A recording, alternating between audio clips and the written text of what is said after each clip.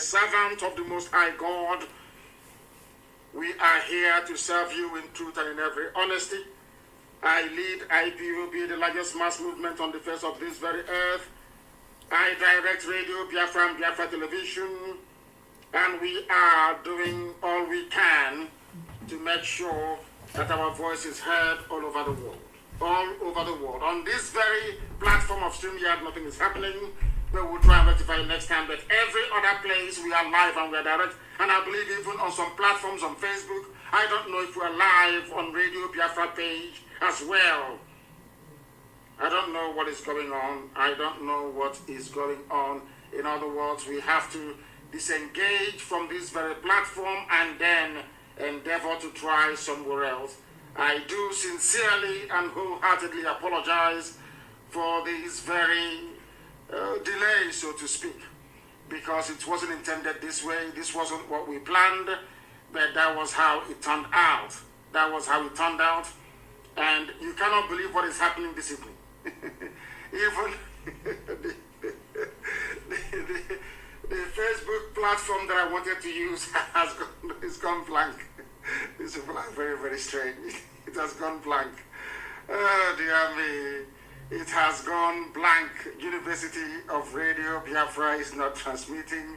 It has gone blank. Unbelievable. Absolutely unbelievable. You need to bear with me because we are trying to rectify this very problem. If we do not fix it this very day, our enemies will think that somehow that they have prevailed. That they have prevailed, and we are saying to them that there is no way they can prevail, because what we are doing is something that Elohim directed us to do. I need confirmation that we can be heard on numerous Facebook platforms. That is what we need to know. Can you hear us on numerous Facebook platforms? I need confirmation, please. I need confirmation before we can proceed. I do need confirmation. Are we coming out anywhere on Facebook, on this very earth? I want to know. They said the voice is broken. They said the voice is breaking. IPOB Community Radio, that the voice is breaking there as well. They are doing all they can to try to attack us, and we are going to show them that we are more than prepared for this very occasion.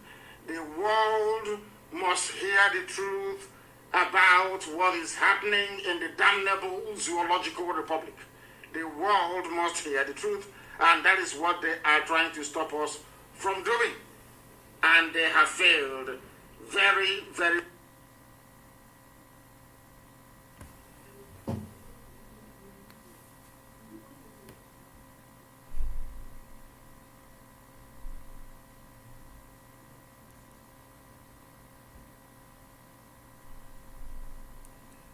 Must hear the truth about what is happening in the damnable zoological republic. The world must hear the truth, and that is what they are trying to stop us from doing. And they have failed very, very.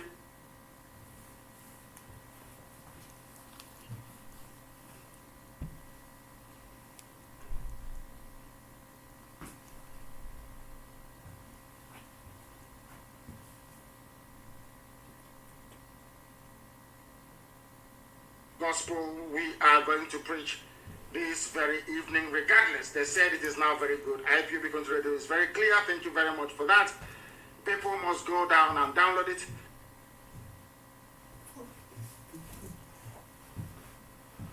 And I'm doing all that I can to make sure that we come out everywhere live this evening. I am trying to do that. Please, you must bear with me. You must try and bear with me. We are coming out also. I can see that there is confirmation. There is some measure of confirmation that we are coming out on Facebook. We are coming out on Facebook, but I also want to go and use a particular, how can I put it? I want to go and use, let us see if it is working. Go and check all those on Facebook. You can go to Agent Dillon. Go to Edindilion, and we are live on that very platform, I believe. That is Facebook permitting. I can see them turning here. Yes, we are live on Edindilion. Please, Jinas and Wuru and all the rest of them, make sure you share it everywhere. Tuning is fine. People must go and get their apps, please. By the next broadcast, we are going to rectify whatever difficulties that we encountered this evening. Then, and also my new app is out, and we are going to put that also on the market so that everybody will be able to download it. Is of course free. Somebody said Obina is listening from the Cameroon, and it is very, very clear. That's what he said, from the Cameroon, and it's very, very clear. If you go to Edindilion, you should be able to watch us on that very platform, and you can go there and share it everywhere else. We must now proceed, and we're going to pray. As it is customary for us on this very platform, we are going to call upon the Most High Elohim to come and take pride of place in our proceedings this very evening, morning, afternoon, or night, or wherever you are. In the whole, should I say, the stress of trying to rectify the problems that we had, I have not been able to greet you. Of course, we know that today is the 4th day of February in the year of the Most High Elohim 2021, and the time now is 21 minutes past 7 p.m. in the blessed land of Biafra. Allow me to say rather belatedly good morning, good afternoon, good evening, and good night to some of you. This is a live presentation, and we must pray so that I can preach for you what I have for you, what I have in store for you this very evening. He also says, Chineke na nke pụrụ ihe niile onye kere mmadụ dị ndụ. Chineke na nke usu niile nke ndị agha. Onye ọ bụ naanị ya na-achọ onye kere ihe niile kere eke mana onweghị onye kere ya.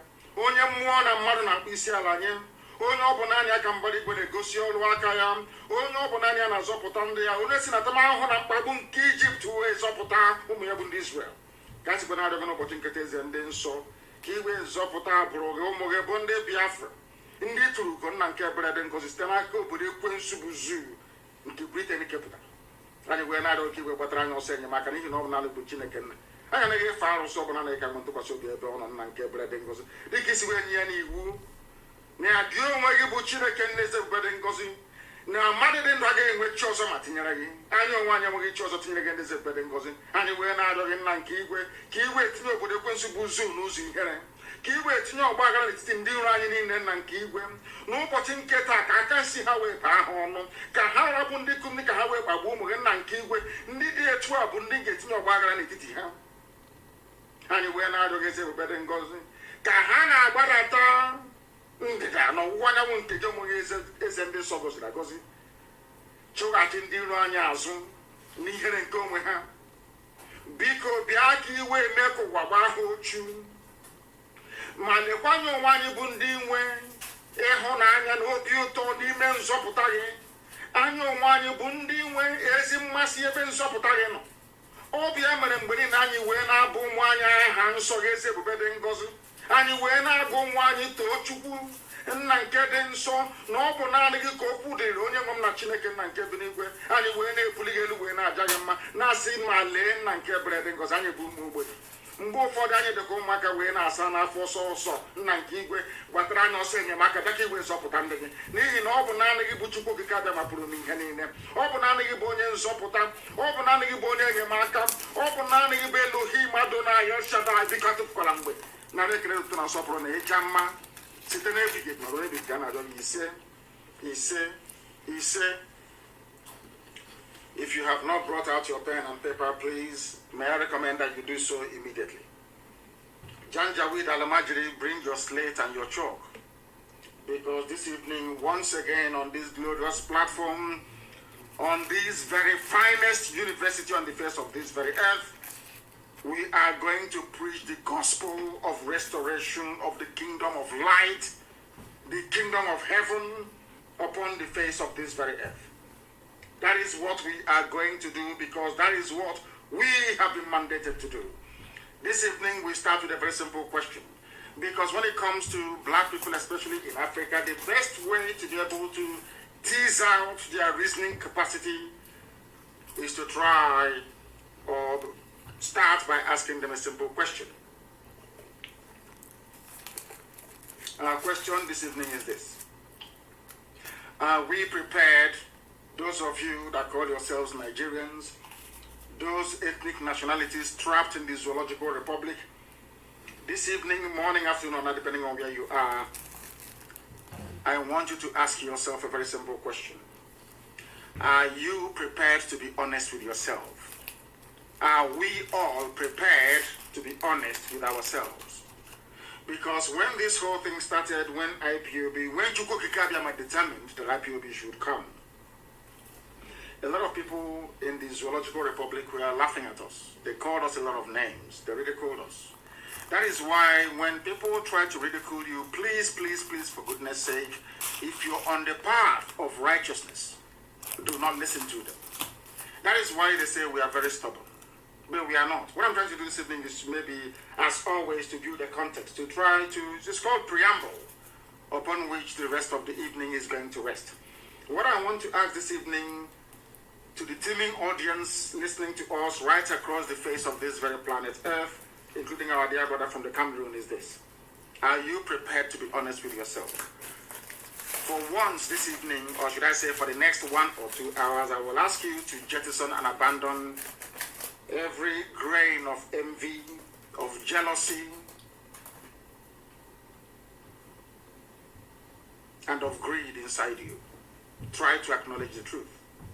After this evening, you may continue to, should I say, wallow in your foolish ways, but for this very evening, I want you to be honest for once with yourselves. And ask yourself this question, can I be honest with myself this very evening?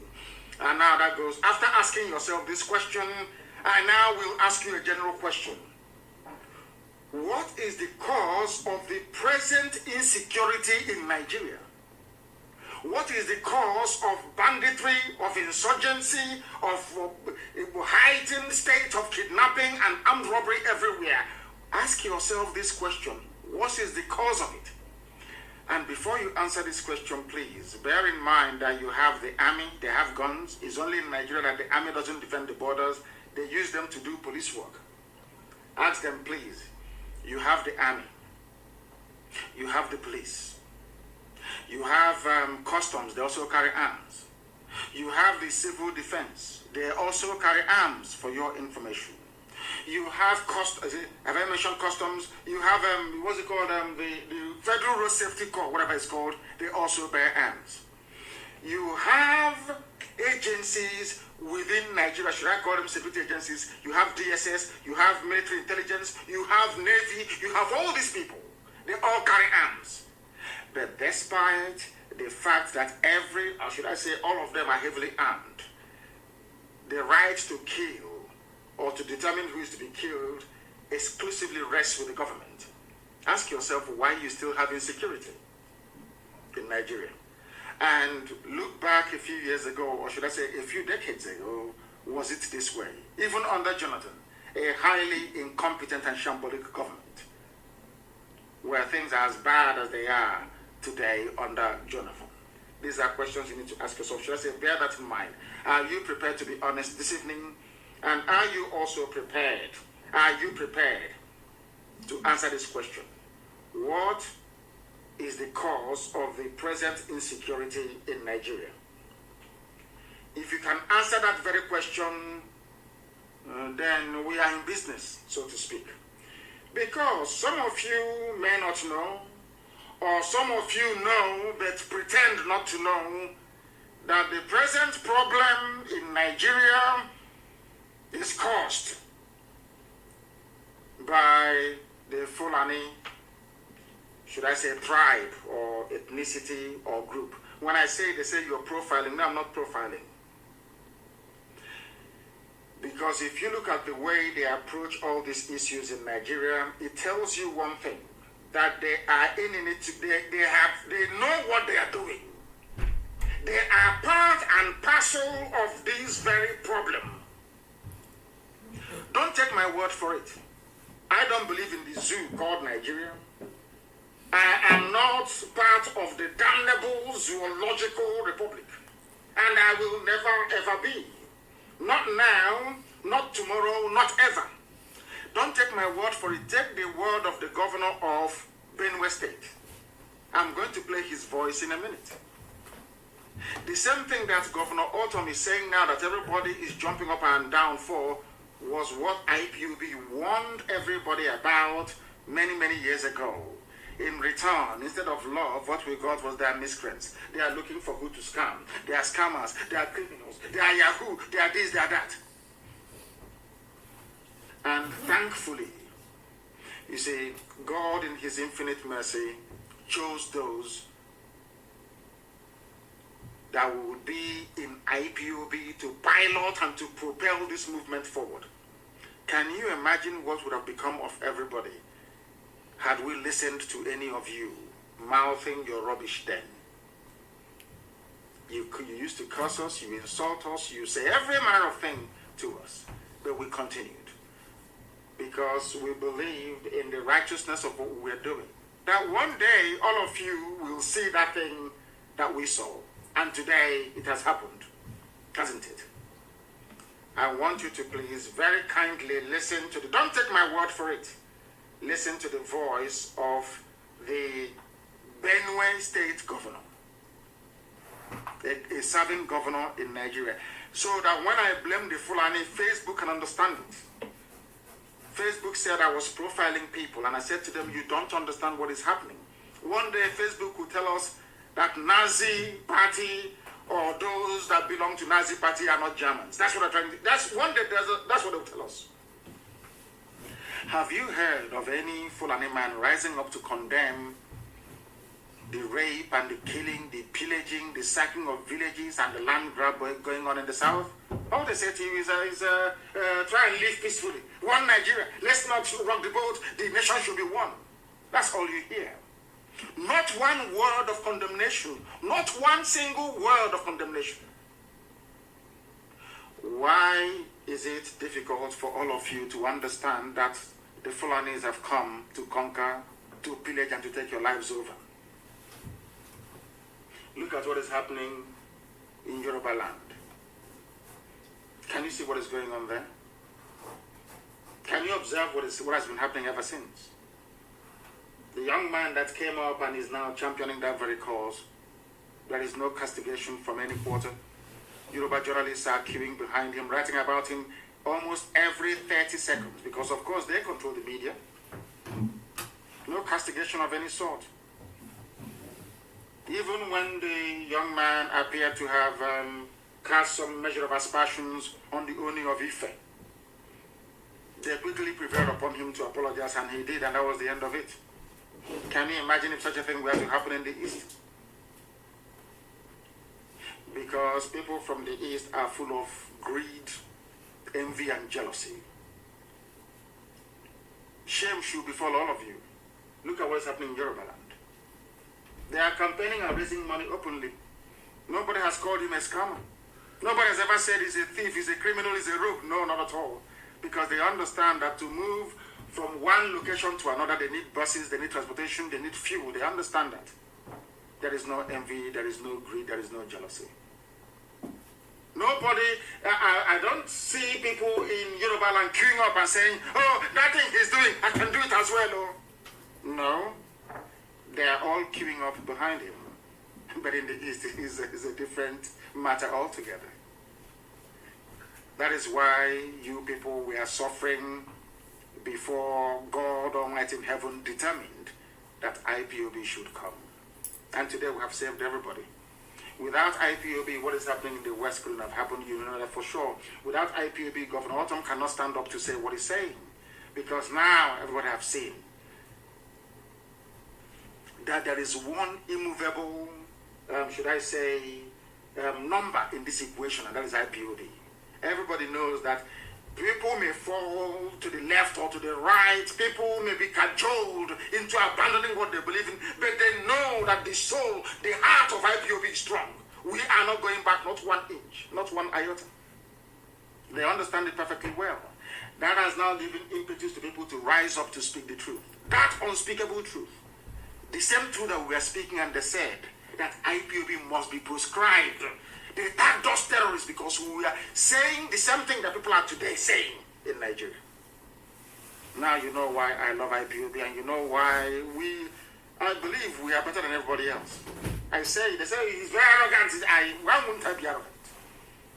Something that this movement saw nearly 10 years ago. Now you're saying it. Why shouldn't I be arrogant? Why shouldn't I be? I'm a very humble person. And this movement that I lead they are the most humble people in the world. If you doubt me, ask anybody. You can travel from one country to another. Once you come into that country, you say, I am looking for IPOB national coordinator, and your problems are solved. You don't understand that? We built a global family. And my happiness today is that they are unmovable. You cannot move them. I read rather very amusingly that my dear friends and brothers from my brethren from Oduduwa land, the Yorubas, that they are rising up to raise money for the young man, and I was very, very happy.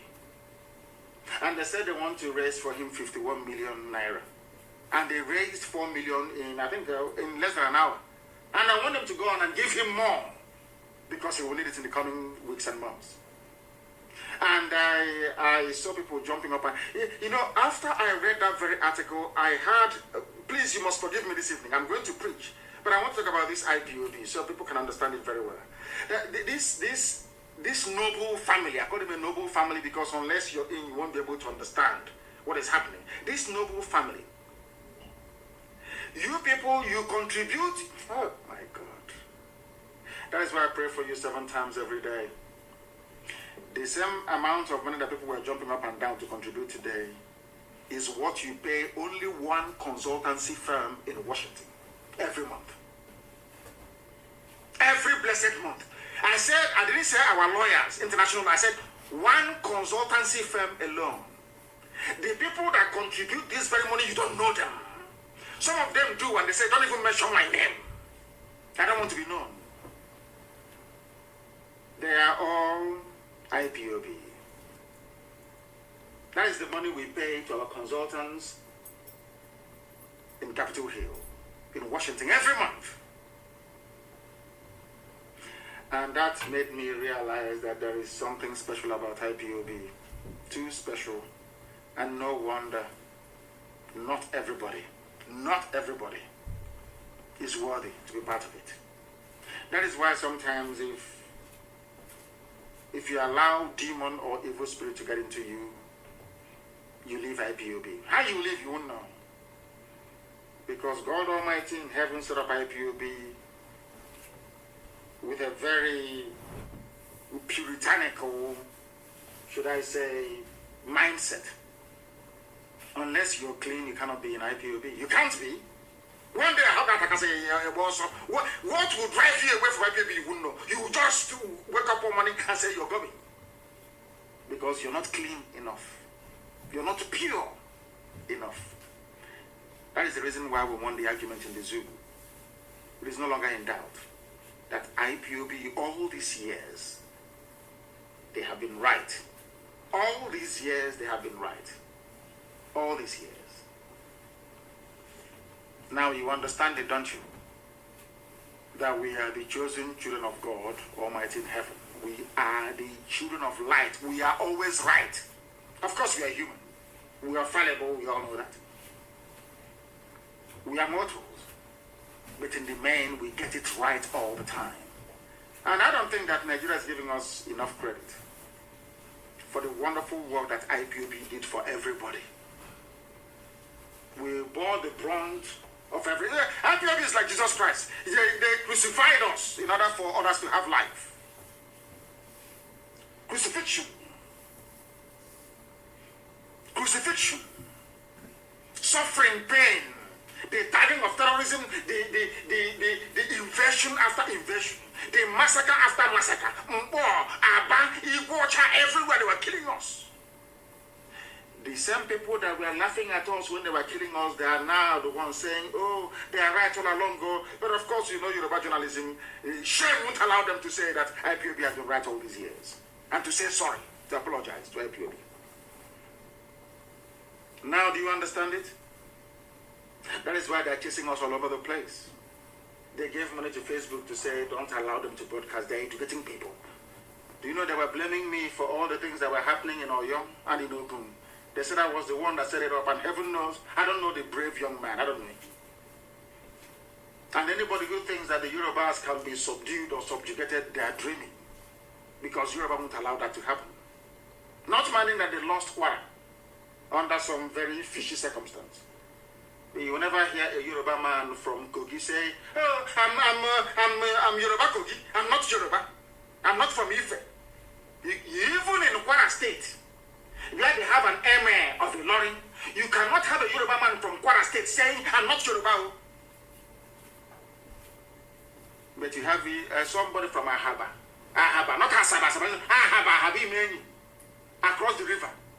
Somebody from Onichubo, somebody from Ukwane, somebody from Umunede, Umu, which means children, Umunede. Somebody from a place called Igbo Akari. He said, "I'm not here, man. I'm not Igbo." Somebody answering Wike said, "I'm not Igbo." I want the world to understand the hurdles and the obstacles that IPOB had to overcome to get where we are today. We are still dealing with the most difficult, idiotic race on this earth, the Igbo race.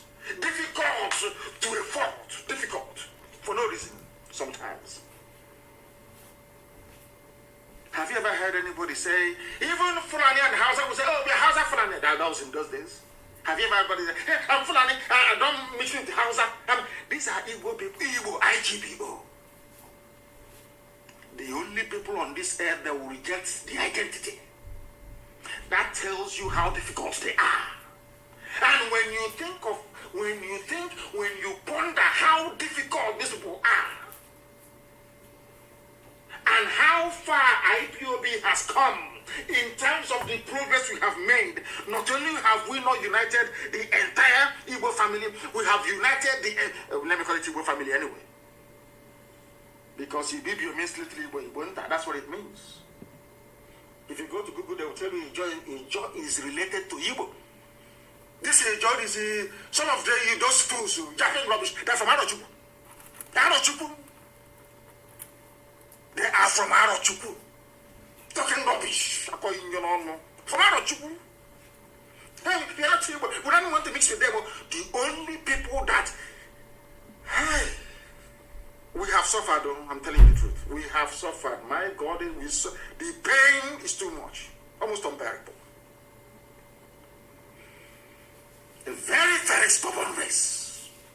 To get them to where we are today, where they have now accepted that IPOB, that these people are going to redeem them.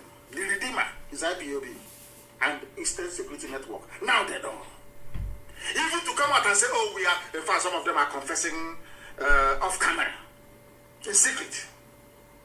To come and say, "Oh, we got it wrong. We never knew you people, we are right." They find it difficult to say. How do you know that? How do you even begin to imagine how right we've been all along? See how I never knew that my Yoruba friends and brothers were waiting for somebody like Nnamdi Kanu to emerge from the West. That's why they were attacking us, because they had nobody like us in their own area. They are journalists, not ordinary people. That was why they were attacking us. They had no Nnamdi Kanu in Yoruba land. As soon as one came up, you can see the way they eulogize him every day. We now have our own. Do you see it? Let me tell you or prove to you how right IPOB has been all along. Out of greed, envy, jealousy, when you see the truth, you bypass the truth. You lie to yourselves. You deceive yourselves. You want to make yourselves feel good. But you know the truth. And that is why the Bible says that the truth shall set you free. Do you know the reason why people are now clamoring and speaking out openly against Fulani Janjaweedism? Because they want freedom. And for you to get that freedom, you must speak the truth. That is why the Bible leads us to believe, or led us to believe, that for ye shall know the truth, and the truth will set you free. Without Autumn speaking this truth I'm about to play for you, his people can never be free. TV can never be free. Without Yoruba now realizing that IPOB has been right all along, they can never be free. They must speak that truth for freedom to come. That outspokenness. Even somebody said, even TV people are now saying, who's going to be our own Nnamdi Kanu? That is the truth. To prove to you that God Almighty sent us to come, not man. And remember I used to tell you, at the end of the day, we win. Eventually we win. It doesn't matter how you look at it. At the end of the day, we win. At the end of the day, Biafra must come. And once Biafra comes, some of you, your job is done. Mine will continue. I don't want to hear the name Nigeria. The way they erased the name Biafra from history books, from geography textbooks, is how I want the name to be extinct. The name Nigeria will not exist. Once Biafra comes, some of you can move on. But I will remain to make sure that the name Nigeria is buried, never to rise again. The voice you are about to hear is the voice of the sitting governor in Nigeria. His name is Autumn. You will hear him now to know that we are always right. Lord have mercy. This IPOB. If you don't respect, love IPOB or fear IPOB, what are you going to fear on this? Which other phenomenon on earth will you be afraid of? If you are not afraid of IPOB, if you don't love and revere IPOB, what else can you revere on this earth, I ask you? People that saw something 10 years before some of you woke up, told you that I told you, they are coming. I didn't miss words. I said, they are coming with every certainty. They are going to come. They will kill you. They will rape you. They will take your land. They said I was a warmonger.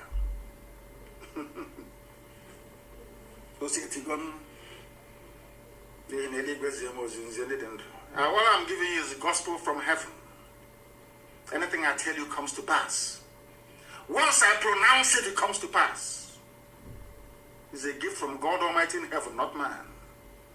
That's why I tell you with every degree of certainty and assuredness that Biafra will come sooner than you expect it. Now listen, please. I want you to listen. Where has it gone to?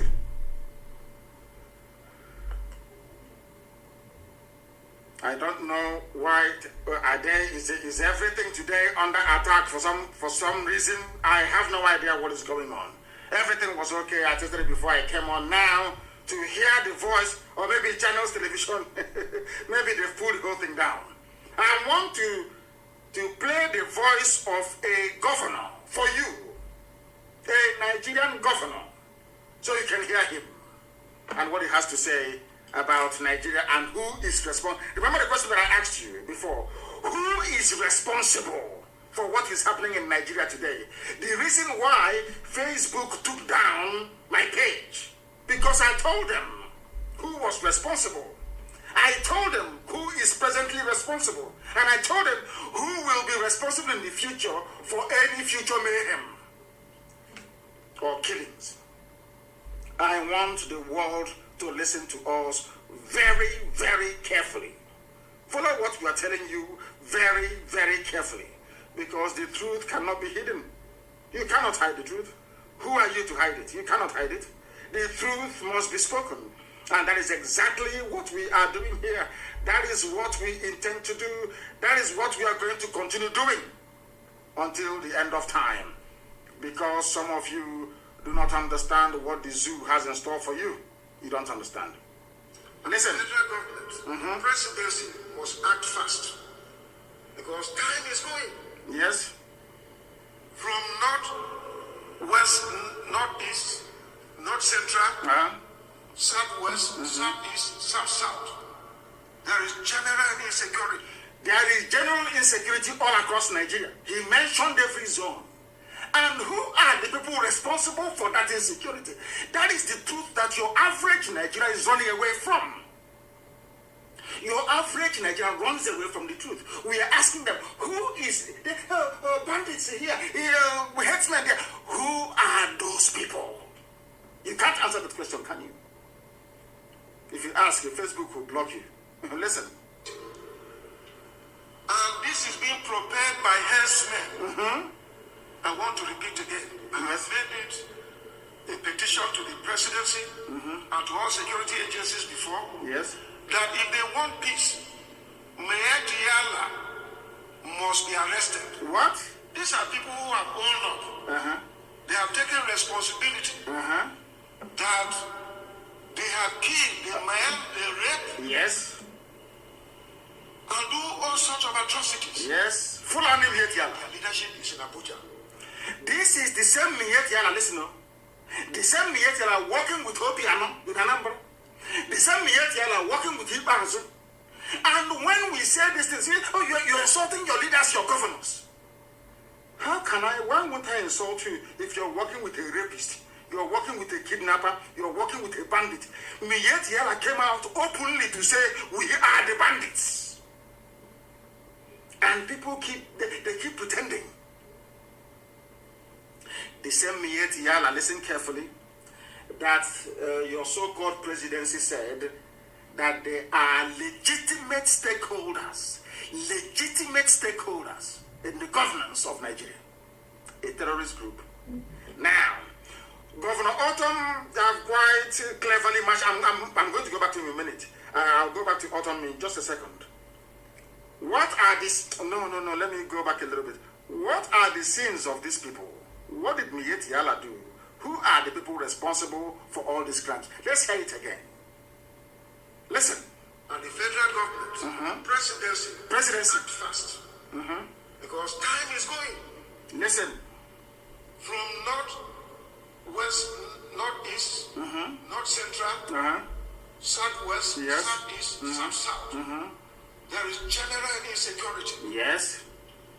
And this is being prepared by herdsmen. Who are the herdsmen of Fulani International? People, the same people they say give your land to. Give the same people that all Jews or Carlo give land to Atlopa. They are the ones propelling this insecurity right across the board. Everywhere you go to, who are the people causing it? They say herdsmen. Who are the herdsmen? Fulani, because they said that is their way of life. Moving cattle from place to place, killing people, raping them, and cutting them up into pieces. When I say these things that are obvious truth, Facebook will take offense because they've collected money from the zoo to try to cover up what is in essence the truth.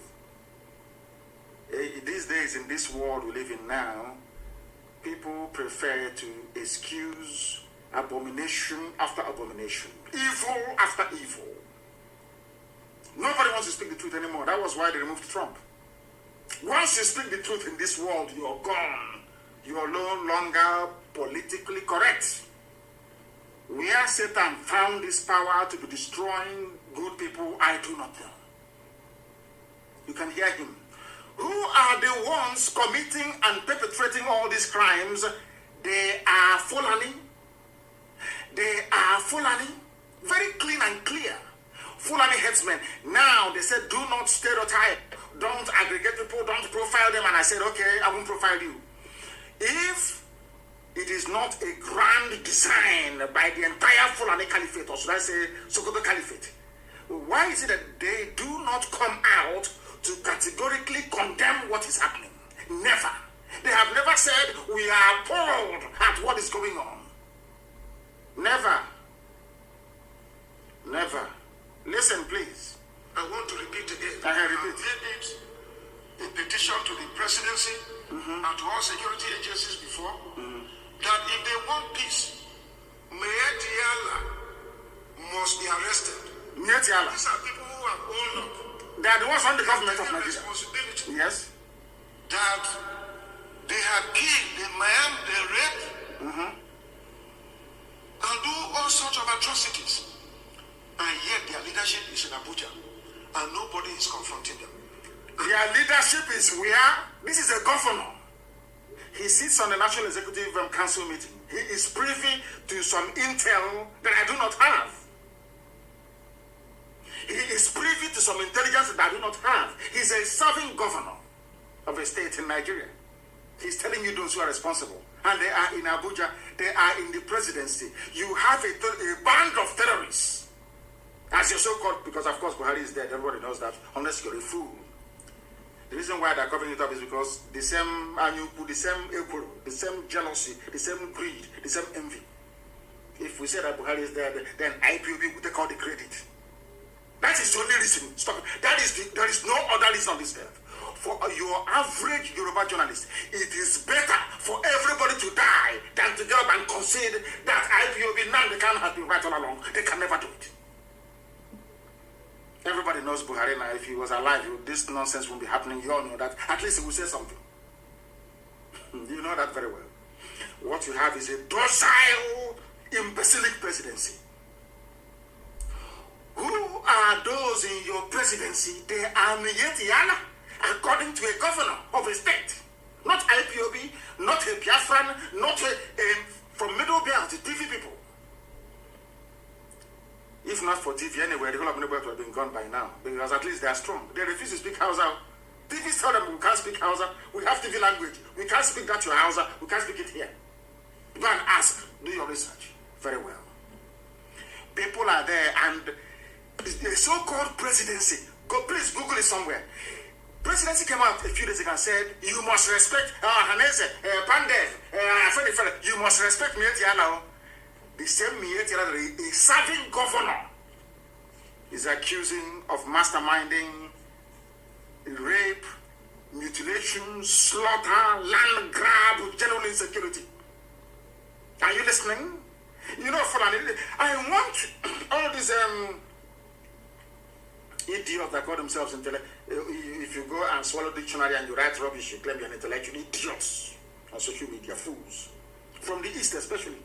In the Akacha, they think they know something, but their brains are empty. Do you see how Fulanis defend their own? Even a Fulani presidency is defending a band of terrorists that they themselves said are from Mali, from Niger, from outside Nigeria. Can you at least learn something from them? Can you at least learn something? Of course, asking an Igbo man to abandon envy and jealousy is very difficult because it's part and parcel of their nature. That's how they are born. That's how they are wired. Naturally very envious, naturally very, very jealous. I need you to understand this very clearly, please. A band of terrorists, they have their own in power, in government. They are supporting them.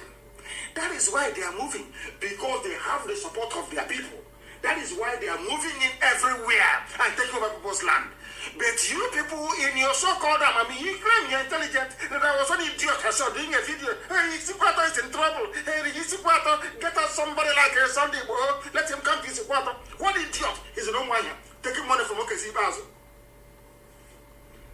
That was why he couldn't mention IPOB. That is how envious, the destructive, should I say, the envious nature in an Igbo man. It is better for him to die than for somebody else to take glory for something that that person worked for. He took Yoruba and every other person to rise up to say, Eastern Security Network is doing very well. For them to now say, they're doing very well. I will never forget. The first people to endorse Eastern Security Network is Afenifere. But Ohaneze was there. Pandef is there. They will never. And you put, jealousy. Hey, why must it be them? Why them? Why not us? That is why instead of an Easterner to be in a good position in Abuja, is better that for them it's better that somebody from Bauchi takes it. Why was it possible that they removed Onogen and they did nothing? Absolutely nothing. Zero. They removed this man from, give me his name, from Bayelsa, the DGDSS, from Bayelsa. broad daylight, they removed him. He left township from Abuja. He ran back to Yenagoa. Did you do anything? All of you, in your stupidity, you don't know that once you are fragmented, once you say, oh, I'm Igbo Delta, I'm Igbo from the river, I'm Igbo from the sea, it makes it easier for your enemies to pick all of you off one after the other. One after the other. You cannot do anything about it. It is called stupidity, idiocy, and foolishness. Fulani, even if they are killing you, they band together and they defend that murderer and that rapist. Even you people to defend those who are fighting the just cause for you is difficult. And I'm wondering what type of God made you? God, what type of evil made you people? Are you that evil? Are you that bad? Are you that satanic? That you deny who you are?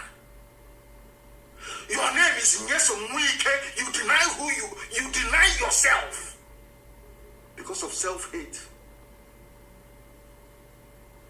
Clean up, let me see. It's better for you to go to Sokoto and give them 500 million than to pay workers in your state.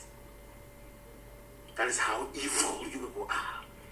I don't know the type of God that made you. I don't know where that they came from that made you people. Learn something from Yoruba. Learn from them. Learn something from Fulani. A whole presidency will come out and defend murderers and rapists. Even the midget from Kaduna, El-Rufai, that started this whole insecurity rubbish in the zoo, is not governors do something. Everybody is entitled to it because they hate IPOB. They hate Nnamdi Kanu, and I will tell you why this evening. Because without IPOB, without Nnamdi Kanu, Autumn couldn't have been saying what he's saying today. Yoruba won't have had the courage to rise up.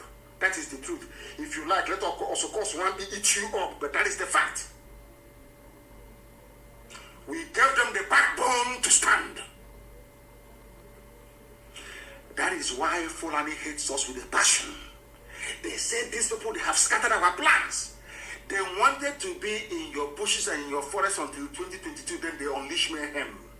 Britain will come and say, okay, they are all Nigerians, anybody can stay wherever they are. And they start building their mosques in our land. By the time you know it is over for you. Don't you understand? Chukwukika Abiyama asked us to go in 2012. I see what is about to happen. Go and stop it. That's why we are here today. And we have stopped it. Let us listen to the governor once again. Listen carefully, please. These people are arrested. When I talk, I was being castigated. The same way they castigated IPOB. Has IPOB killed anybody?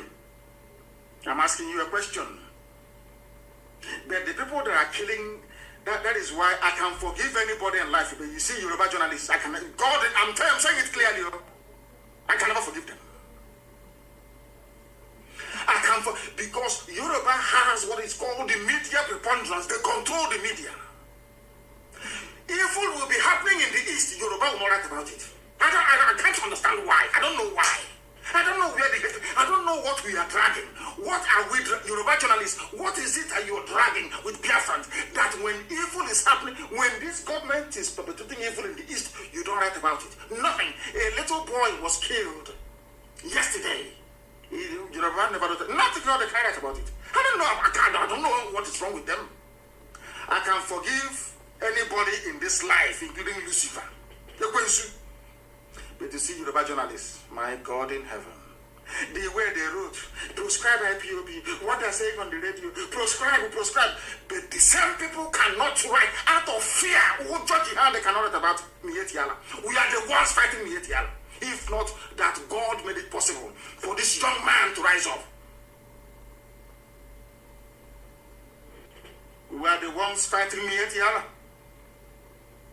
And that is why the coming of the young man made it possible for the world to now see that, yes, IPOB are not the only mad people there, or maybe there are madness elsewhere. Then they started to investigate.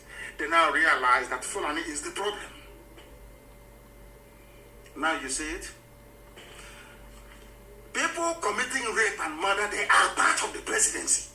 Obiano stood up and stupidly, idiotically opened his mouth and said, they are part of my government. Rapists, but the same Obiano asked the army to kill his own people, IPOB, young people at Mbo. I don't know how people want to. Sometimes I explain this, but I'm thinking people don't quite understand what we are saying. Is it that you don't understand what I'm saying or what? This is the governor. They always castigate you because once you speak the truth in Nigeria, they castigate you. They call you all sorts of names. They want to ridicule you. They want to make you look irrelevant. They never knew they were going to be IPOB. You were not going anywhere. The harder they come, the harder they fall. We keep marching. They never knew that we would come. You know, they thought somehow he would be like a Waswike, give him a few pounds there. He will start building hotels. He will start pressing cement, molding block. That's what they thought. Some said, oh, he's looking for fame. He wants attention. I kept laughing at the idiots. And I will say to the men around me that they don't know who we are. They have no clue who we are. They don't know why we were born. They thought we were born to start all this primitive accumulation of wealth like hungry people. I'm not hungry. I never grew up in a hungry home. I had everything. My father sent me abroad to go and study. So I can't, when I look at all these idiots, I feel sorry for them. Small money given to you to fight for the freedom of your people, you're building hotels and hostel. Poverty. Oh dear me. We have suffered IPOB, I'm telling you. We had to fight rejection even amongst our own people, those you're saving. For many years, we overcame that. We now went outside to preach this very gospel.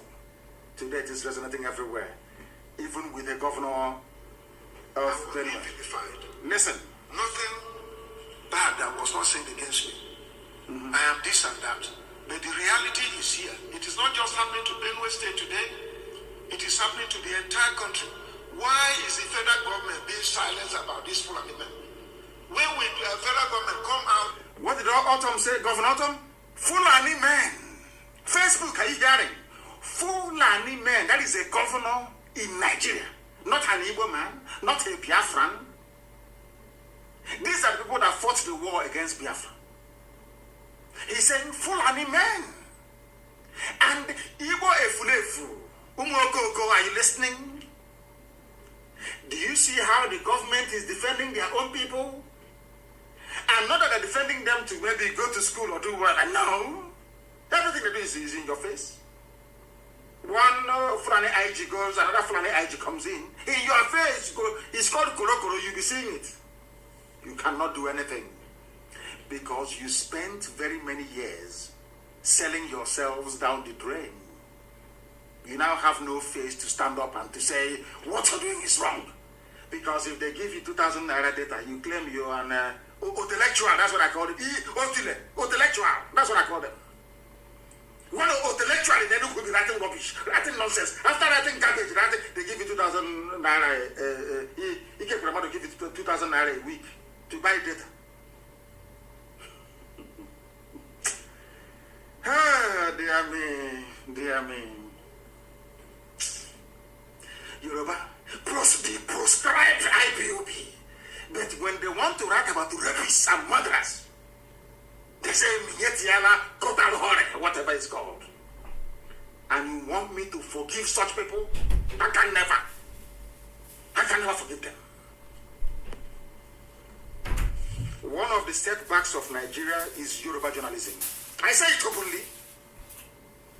Yoruba journalism is evil and wicked.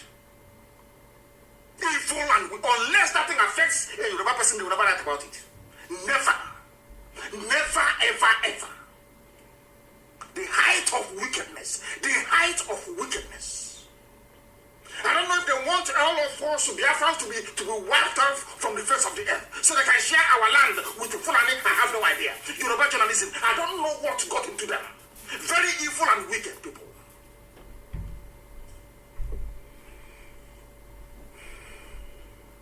very wicked.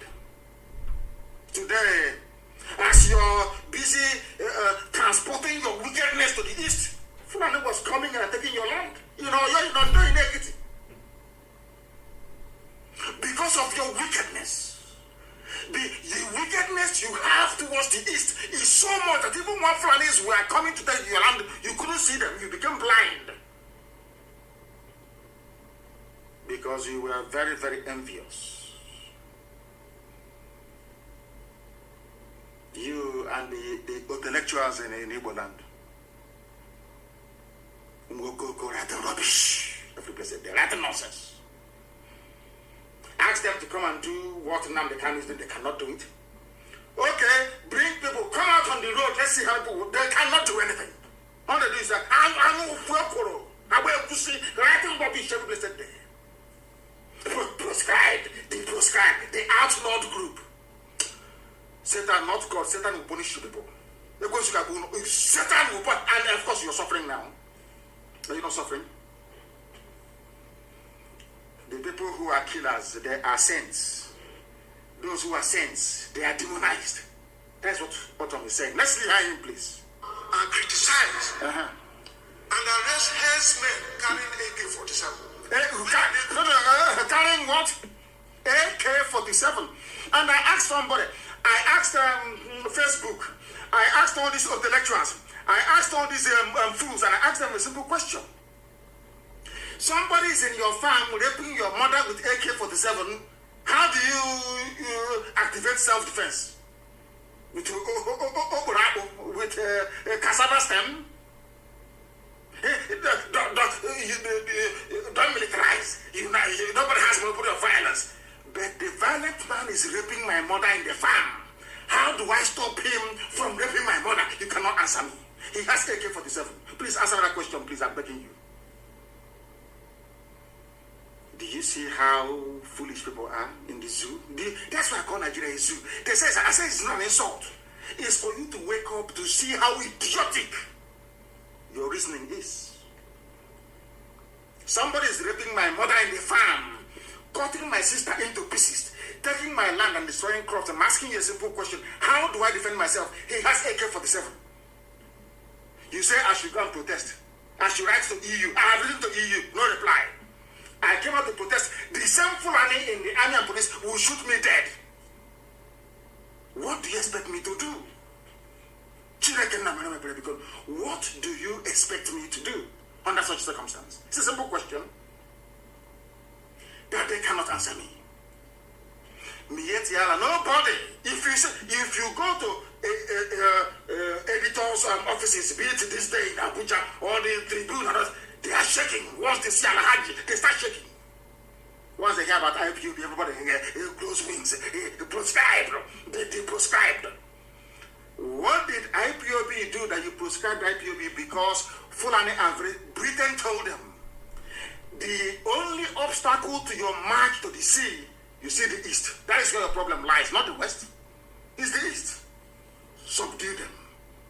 They say, subdue them, arrest them, kill them. Britain said we are here.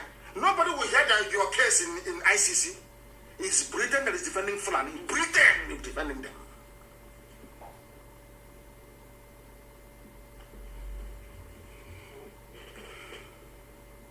Britain. Nothing will happen. Go to the east. Once you go to the east and you get them, then the west will fall. They never knew how resilient we were. That very day they came to kill me and I survived. That assassination was the day their plans ended. They knew they were in trouble. They knew it. They of course, you know. The native doctor doing jazz for them told them that that's the end of you. Since you went to his house and you couldn't kill him, no, that's the end. Yoruba journalists saw the video of the storming of my house. They saw the dead bodies of young men. They saw the carcass of my dog, Jack. They saw everything. Yoruba journalists still... Some people are born evil, you know. They still talk about IPOB as a proscribed group, people you came to kill. After killing them, you went back and you tagged them terrorists, whereas you are the terrorist. After that very incident, I hated black people, to be honest with you. That was the day I knew that black people are poor all over the world because of our wickedness. There is a particular brand of wickedness in a black man that you cannot fathom. I see it in Yoruba journalists.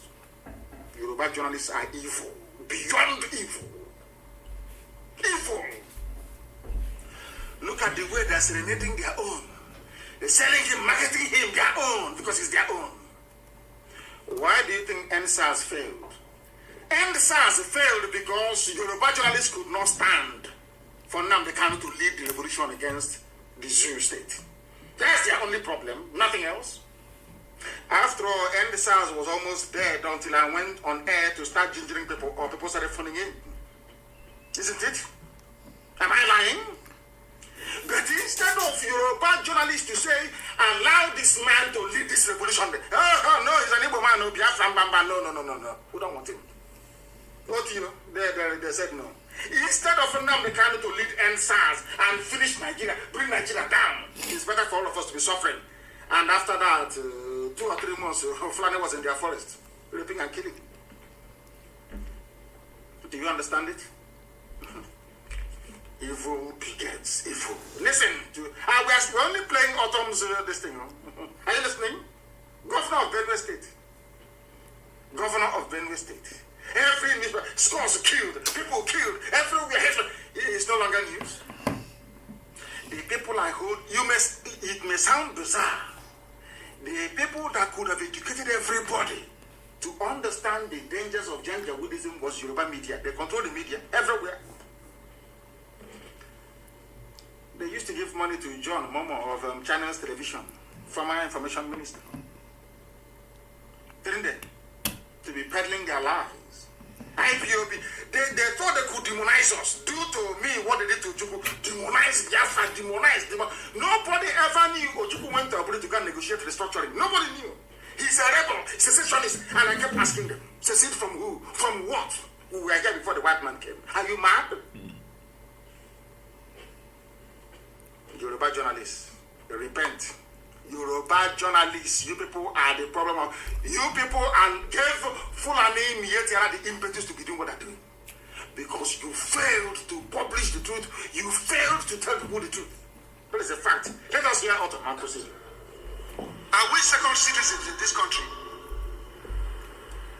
He's asking governor. What gives Fulani man superior to any other person? Are you Fulani man, a governor, Fulani man, he's calling them Fulani people. They are nothing. They are not particularly bright. They are not highly educated. The only thing is that Britain chose them. Because Britain will never choose a bright race. Never, ever, ever. I would have read in England. Sorry, in Britain, so to speak. I think it was in Glasgow or thereabout. In Edinburgh, I don't know. Once you're smart, Britain will say no. Britain created Nigeria to make it possible for them to control Africa. They thought the idiots they were grooming would control Africa, and through those fools, Britain cannot control Africa, but it failed, woefully. Because they know that Fulani cannot do anything. They are not. Are they bright? You are bright, and in the 21st century, you're moving cattle from place to place like a deranged lunatic. Unbelievable. Unbelievable. I have spoken grammar like some people. Deranged lunatic, the same sentence. And it's a boy, I say, intellectual. That's how they write. You think they have something upstairs? Nothing. Empty. Moving cattle from place to place like demented monsters. These are the people you gave your country to run for you. He's a general. He's a no-nonsense general. Writing rubbish. Try, dear me. Autumn, please finish. Let us go and preach. I'm not their slave. A Benue man is not a slave to any Fulani man in this country. And so federal government must do this. At a point in time, the federal government came out with a policy through the police that even those with license, then guns, double barrel and pump action should surrender to police. How many times have the presidency come out to condemn that Fulani men are carrying AK-47? They want you to give them your own damn guns. But they have AK-47 to take over your land and to rape your mothers in front of you.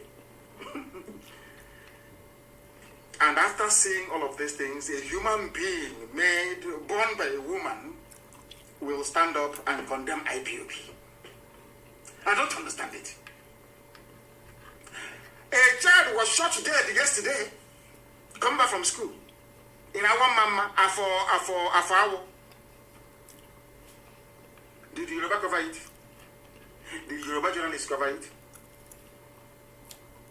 They will come to you, oh, surrender your guns, give it to the police. We don't want a problem, insurgency, give it to the police. But Fulani has AK-47, with which they have been raping and maiming people. Why don't you ask them to submit their own guns? No one can answer that question. Zoological Republic. Let me leave out on what he's saying is self-evident. It is the truth that is self-evident. Unbelievable. Damnable Zoological Republic. They never ever speak the truth. When the dust settles down, and I will grant an interview to a frontline media house, all over, they'll ask me, what do you think is responsible for what transpired in Nigeria? I will say Yoruba media. Yoruba media and the culture of brown envelopism.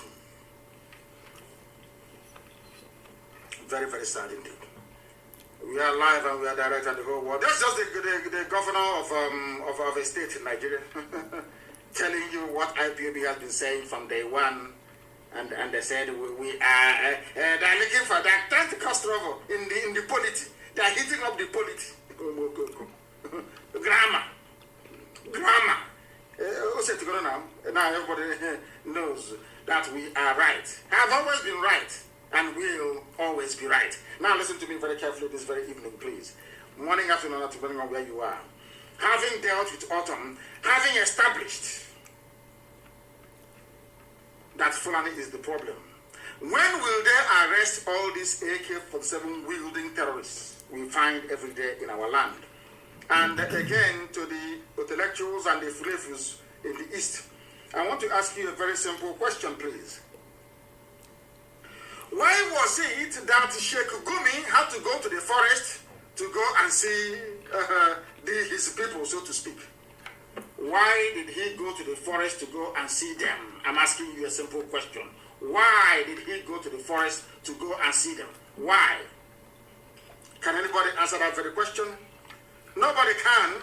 But Sheikh Gumi went to the forest to go and see bandits. And not only that, they weren't even remorseful. They came out openly to say that they can burn Nigeria down.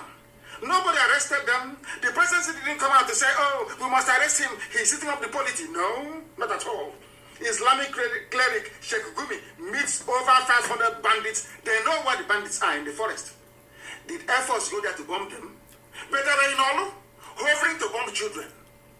And you want me to live in a country with such entrenched injustice?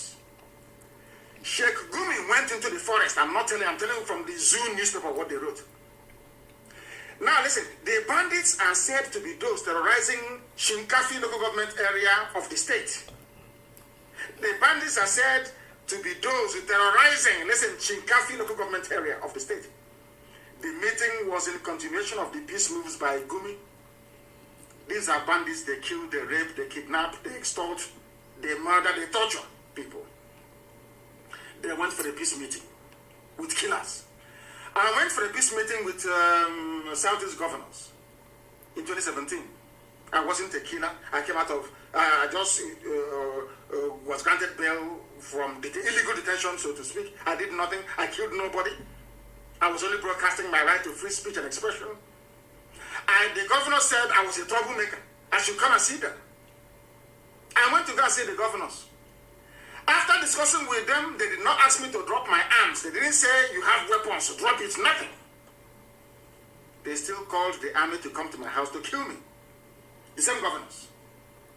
But these are Fulani people with guns, AK-47. Fulani clerics are going to see them inside the forest, which means that somebody knows where they are. The Air Force knows where they are. If they want to bomb them, they can bomb them, but they never did. But they came to my house with 2 fighter jets, 4 helicopter gunships, and a full battalion on the ground to invade my compound. I wasn't armed. I did nothing to them, nothing. They came to kill me. As a result, I lost my father and my mother, and on the 14th of this very month, I'll be doing the 1-year anniversary of the burial of my parents. Of course, the Sunday, I don't know when 14th is, if 14th is in the next 10 days, so to speak. And it will be a very good anniversary because it will coincide with the hunt of Janjaweed in our land. Yes, in fact, it's on Sunday. 14th is on a Sunday. There'll be a memorial service for my parents, of course, in my village. My parents died as a result of it. They not only killed my men, they killed my mother, and they killed my father as a result of it. Now you know why we can never stop. Now you understand why. Their own people go to the forest to go and see them. These are bandits, these are killers, these are murderers.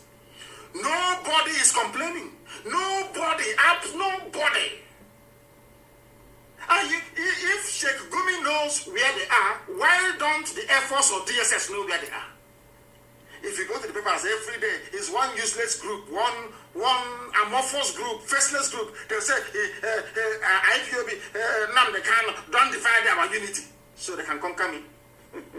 With the help of the British, they will conquer Biafra. And when we're at our memoirs, or when we die, the next 6th generation, they will say, what happened? They said, no, they were being nice. As the houses were, and the Fulanis took them over. Now listen very carefully, please. Speaking during the meeting, top armed commanders or top armed, they go to a meeting with their AK-47. Have you seen them? When they go to meet their governors with AK-47, whereas in the East, the mere fact that somebody is an IPOB family member. Also, do you understand it now? Do you see how foolish people are? You cannot say an IPOB. I don't want to identify with IPOB in the open, but in the North, their own Fulani bandits, they take their AK-47 to government house to go and have meetings. They meet them in their hideouts to have meetings. The Sheikh Gumi said they should kill them. But in the East, your governor, your traditional ruler will be the one asking them, come and kill them, I know where they are. You see me, people, informants will be everywhere. You see why they are ruling you? It's not me, it's not magic, it's not rocket science. Because they cooperate, they are together, they know what they are doing. They are all killers, they are all murderers. Now listen. The top commanders of the group who were all armed, Kachala Tuji of Shinkafi and Kachala Muhammad, they don't even know their names. But DSS won't go there. No. DSS only come to the south. And we are all clapping. DSS, they are here. DSS. Army patrol, joint task force patrol. But their own bandits are in the forest, having fun. As a result, they said that thousands of youths do not have anything they are doing. There is no means of livelihood because they impoverished all of you. In 1960, at independence, Azikiwe and Awolowo begged the Sultan of Sokoto, Ahmadu Bello, please allow these your people to go to school. They said no. Only few families will go to school. The rest will remain impoverished. That is how they control you. So when you go to the mosque on a Friday, the imam will tell you who to vote for, who to kill, which shop to burn down, and you go and you do exactly that. Now they have risen. You know that God has a way of fighting for his children. Everything happening in Nigeria today is punishment from God for the role that these Nigerians played during the war against Biafra. I say it openly. And it will continue. It will continue until exactly 5.5 million people will die in Nigeria for what they did to Biafrans, because we did nothing to them. Absolutely nothing. They wanted to wipe us out from the face of this very earth with the help of the British. But God intervened. That's why we're still alive today. If not, our race will no longer exist. That was when they planted, they sowed the seeds of division in us. Somebody from Ahaba will say, I'm not Igbo. You're from Onitsha. In Delta, you say you're not Igbo. Huh? Hey, I don't know what type of God made us, And now we are suffering, isn't it?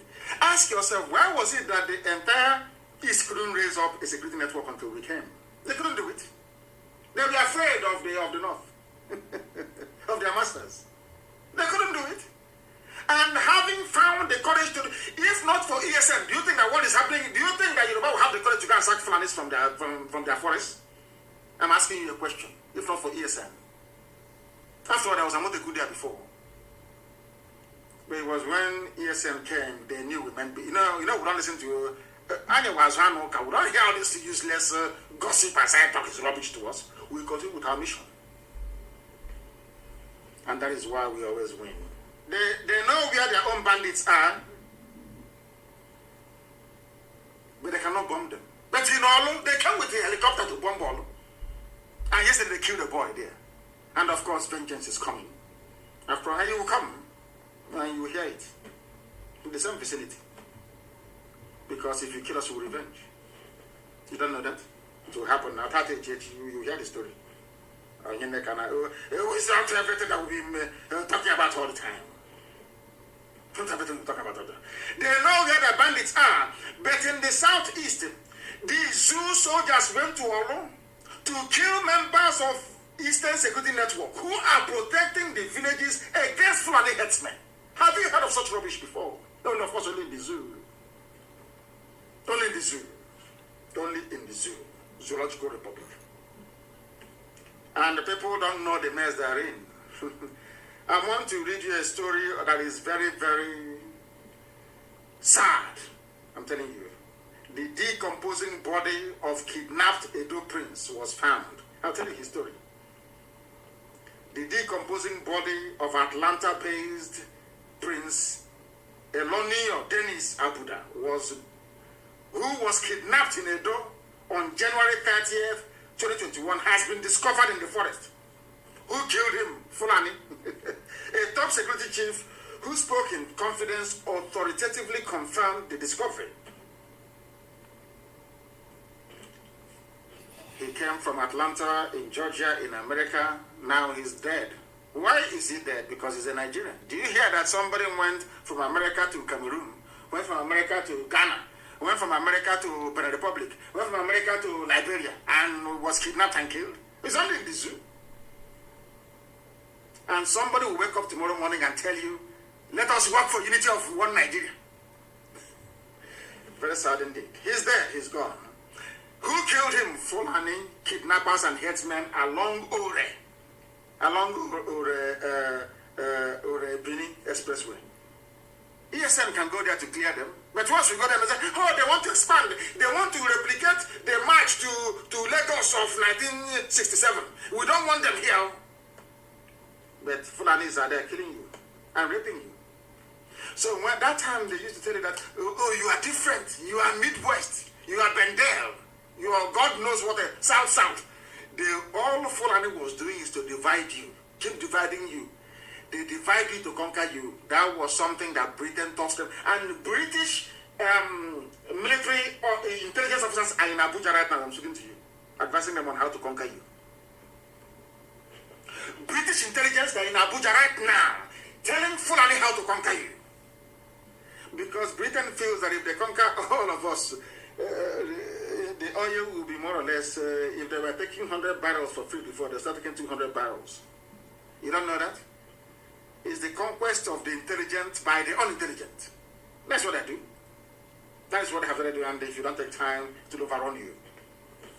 Look at what Yoruba newspapers are doing for their people. Compare that with BBC. Look at BBC. Rejoicing that I was removed from Facebook. BBC, they were rejoicing.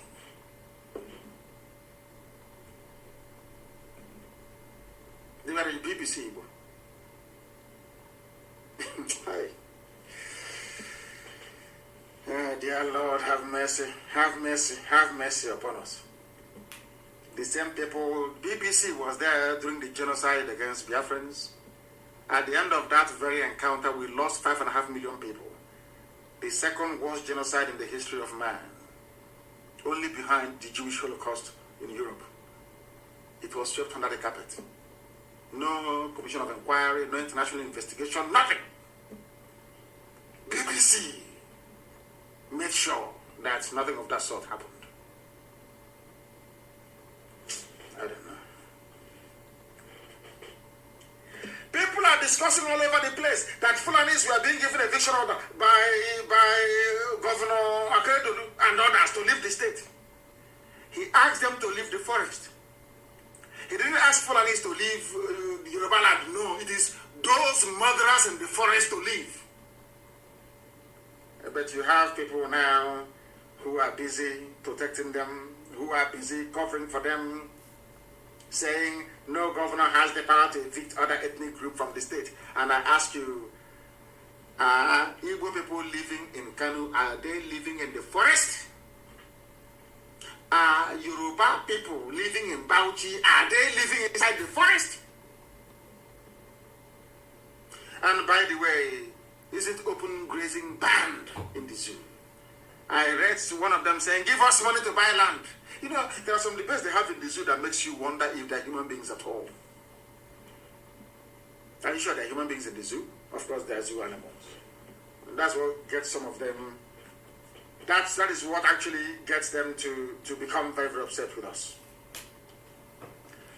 Do you know what frightens, well, not what, do you know what pains me about Fulani and Nigerians? Is that Nigerians are very docile, they're very cowardly, they're very foolish, and they're very, very reticent. Now listen to this. Exercise firm action against anarchy. El Rufai of Kaduna State. The same El, you know, people are so funny, you know. The same El Rufai that brought Fulani bandits from the Sahel and assembled them inside Kaduna State. The same man that told you that he paid them money to stop killing. That he went to their houses in Niger Republic and gave them money to stop. Like, are you people, this Nigerian, these people they call, are you people normal? Are your brains working at home? This is the man that brought this insurgency.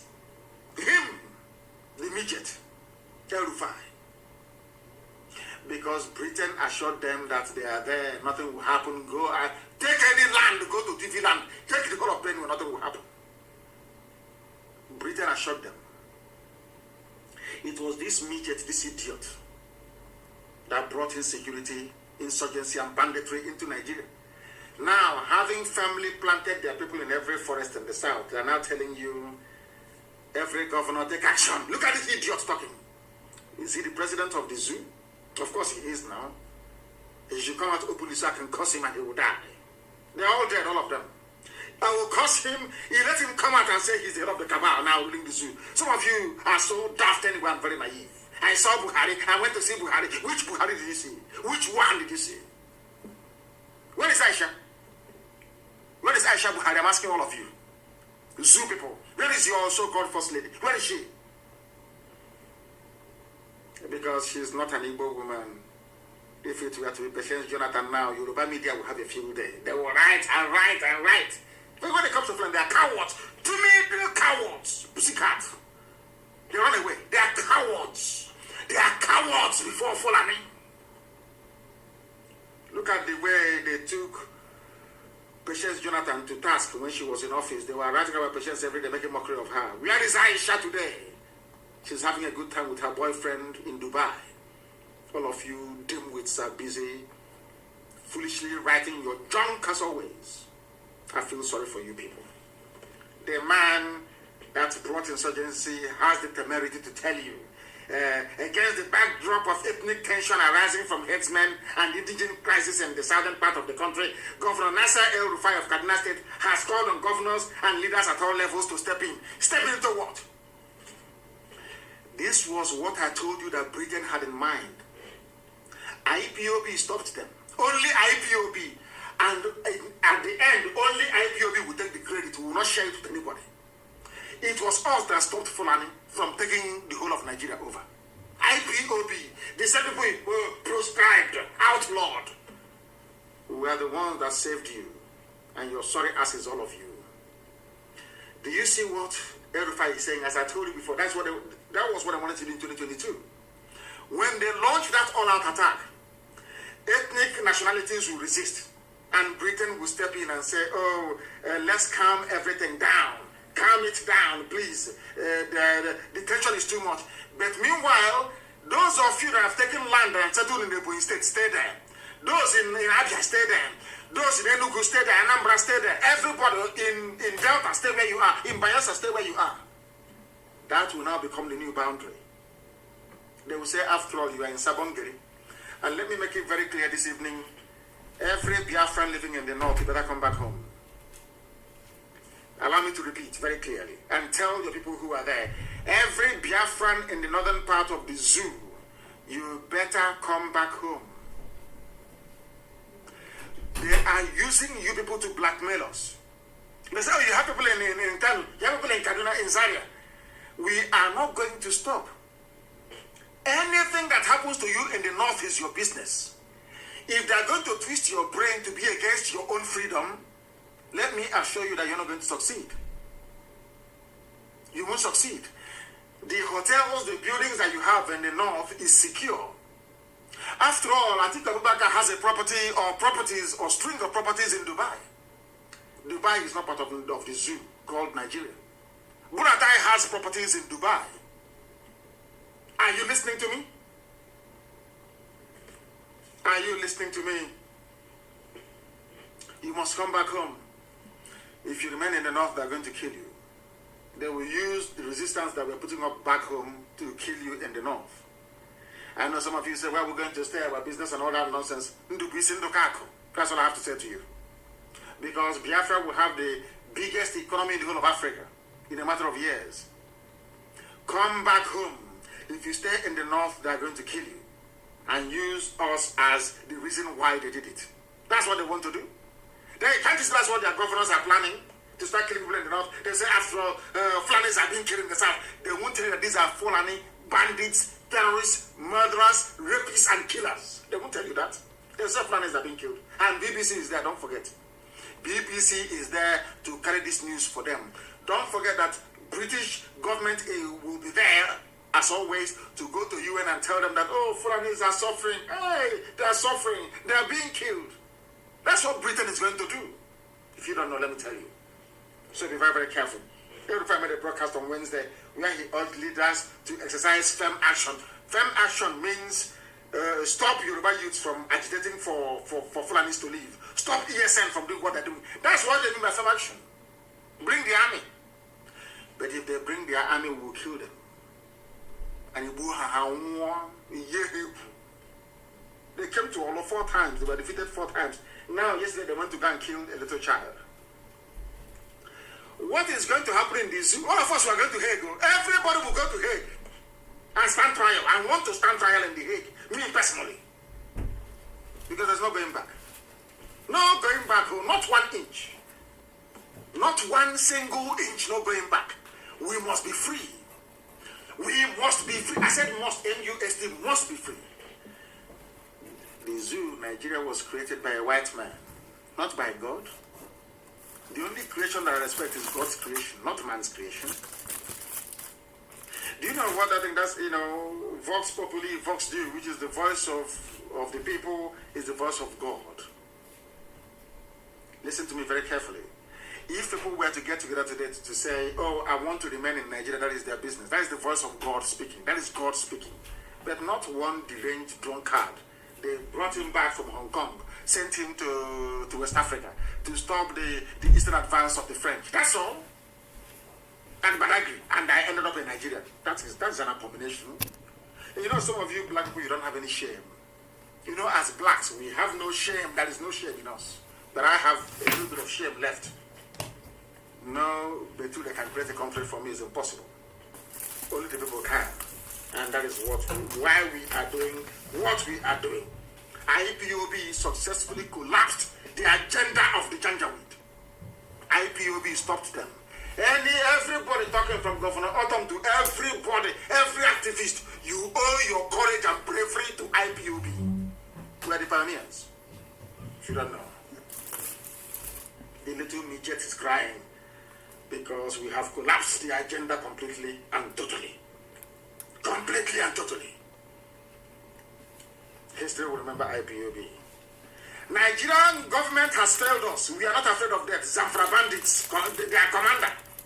Do you see your people as writing, kill him, find him, bomb him? They are causing insecurity. No, they won't, because they are afraid. Cowards should not be journalists. They shouldn't be. Have you heard them call for their head? If it's ESN, hey, you won't hear a word. But as I said before, I don't know the translation in English. All your gossip, all the nonsense you're saying doesn't concern us. You've been saying the same garbage for how many years now? Have we been perturbed? Has it stopped us from doing what we do? He can talk from now till the kingdom comes. It's not going to stop IPOB from doing what it's doing. They have their own bandits. The difference is very clear, isn't it? The response they gave to ESN, trying to protect our people, and armed bandits, go and check it. Look at the newspaper coverage of ESN activities. Look at bandits in the north and everywhere. Look and go and do compare and contrast. You will see the demonic nature of journalism in the zoo. Evil the people without conscience. You come out and you write boldly and very clearly that IPOB is prescribed. But whereas the person raping you and killing you is not prescribed, and you're there, and you're a journalist.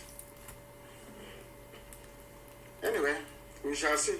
And as they said, you know, there's a prayer I pray every blessed day.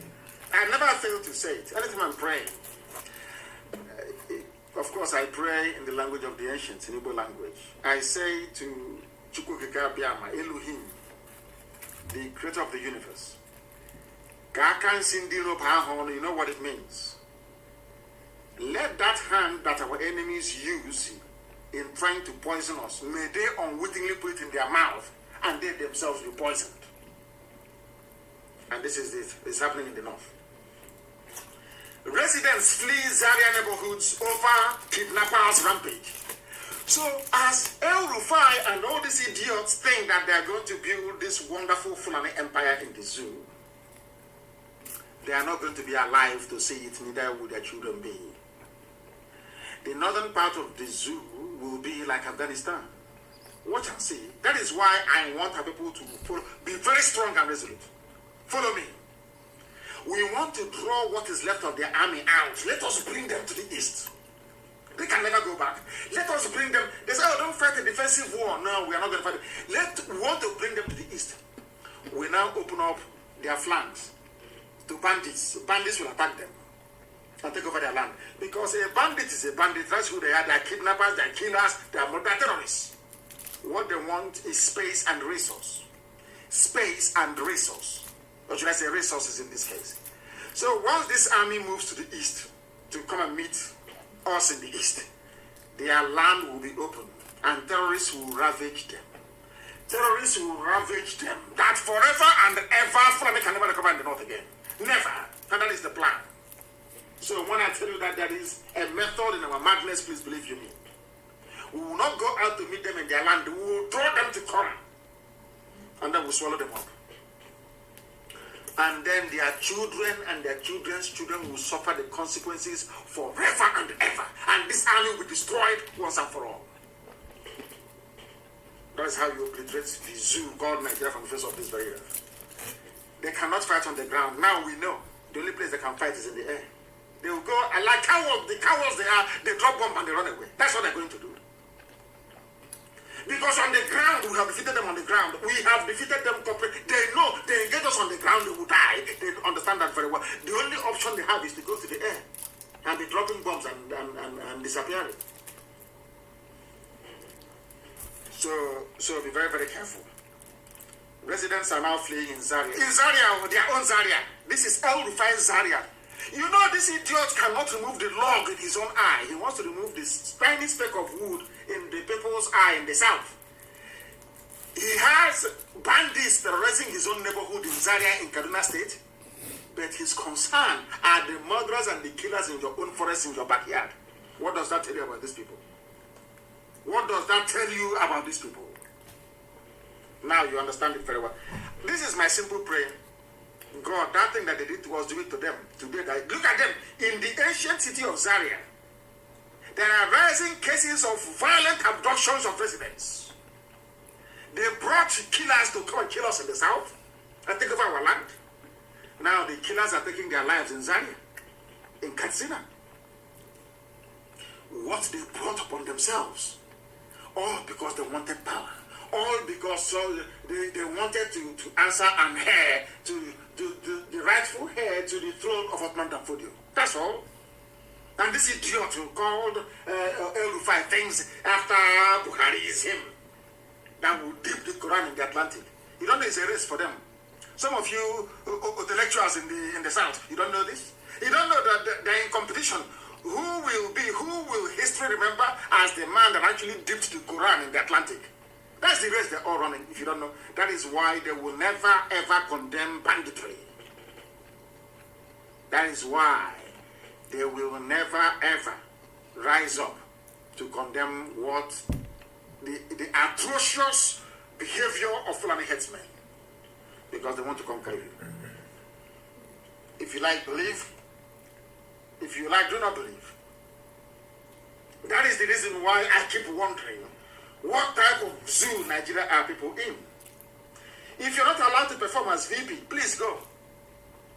Bakare is telling Moshibaji, in a place where you have a constitution, you have law, you have, supposedly, you have law.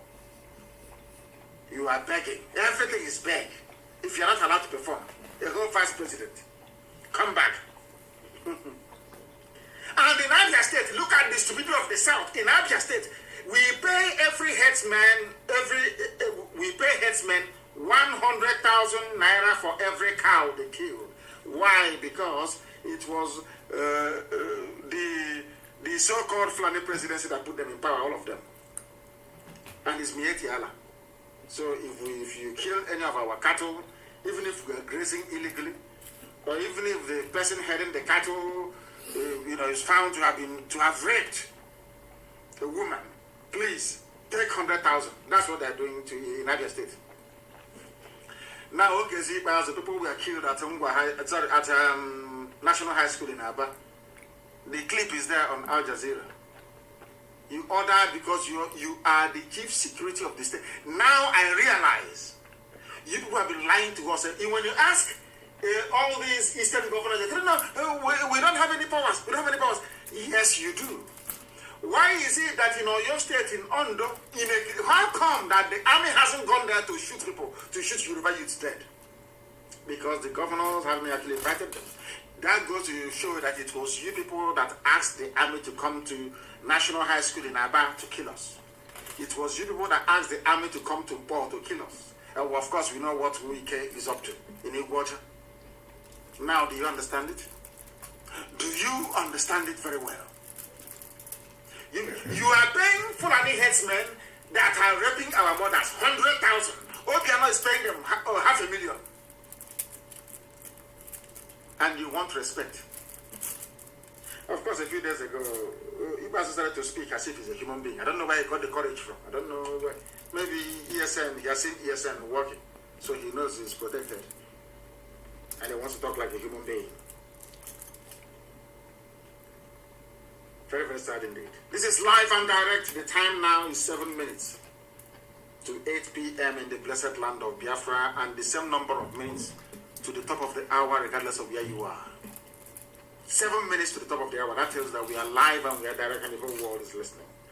The Nigerian army executed our people. They said they gave them a reprieve. They didn't actually execute them. We want them to produce the 6 boys so they can say something to the world, so that we can know that they are alive.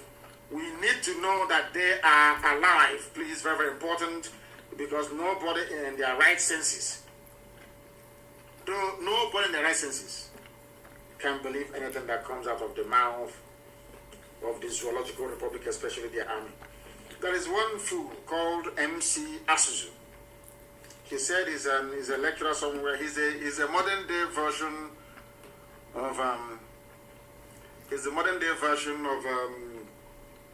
OBI-IGBO, the same University of Ibadan. That's where they groom proper Igbo saboteurs. Konkwan is University of Ibadan. That's where they groom them. There is this man at the University of Ibadan. His name is MC Asuzu. He wrote something about keeping Nigeria one. I don't want to go through all the nonsensical garbage the idiot was writing. He claims he's a lecturer, he's a librarian somewhere. He was in as usual. You go online, you copy, you paste, and then you join the grammar with is and by. And therefore you jumble everything together. You're intellectual. He wrote absolute garbage here. And from the nonsense he's writing, he's trying to tell the world that I want to tell you, he's an Igbo man, no? Igbo, IGBO, Konkwan. He's in the University of Ibadan, the modern day OBI-IGBO. You know, I love when people write this disparagingly about me. I love it. I love to read it because it amuses me a lot, and it reminds me that I shouldn't fail. You know, that's why I read it. That's why I love it. It reminds me as to why we cannot fail. That is why you need opposition and criticism. It keeps you on your toes all the time. It makes you conscious and aware of how many people that want you to fail. And when you think about it, you become energized. Now listen. After this man must have finished writing his junk, he's an Igbo man, no? He's complete and useless Igbo man. After writing all his junk, he came, he said, unfortunately, one young man, I am 53 years old, but they call me a young man because my God loved me so much that he made me as handsome as I am. So, of course, some of them are jealous. So, if we cannot say, give you your dues, because of the way you look, we are going to say you're a young boy, and I love it. May I continue to remain young? You see, I don't know why people actually bother themselves. When people say that young man, I claim it. I say, oh, in the name of the Most High. When you say that small boy, I love it. That is why I look small every year. Despite the fact that I'm 53 years old, I look very, very young. Because you don't know, it's when people say you're small that you look small. You look young. Please, don't let people say you're old. Though. Once they say you're old, you start looking like the hotelier. Unfortunately, this man wrote, Asuzu, one young man in the southeast whose section of the country has been considered by the present federal government as the primary and first target of their envisaged national military conquest allows himself to be fooled. Evil man, right? I allow myself to be fooled into the asshole of that thinking. He's speaking English. This is what a whole Guardian newspaper published. Guardian of all people allowed such words to be used on the publication. Do you know that this man is an intellectual, so to speak? Intellectual, the tongue one, the stinking ones. Intellectual in Ibadan. He's writing. So this man is telling us that he doesn't see anything wrong with Fulani in our towns and villages, raping our mothers, building their settlements. He sees nothing wrong. He's in Ibadan. And I don't know why bandits and kidnappers cannot go and catch such a person. And they killed that young prince that came back to his hometown all the way from Atlanta in Georgia, USA. When there are food. His name, find this man for me. MC Asuzu. One complete idiot. He said that we are fooled into thinking that the Fulani want to conquer us. He's an intellectual. At Ibadan. Hey, Igbo, who did this to you people self? This your self-hate. You want your people to be conquered. Who did this thing to you? Who, I'm asking you?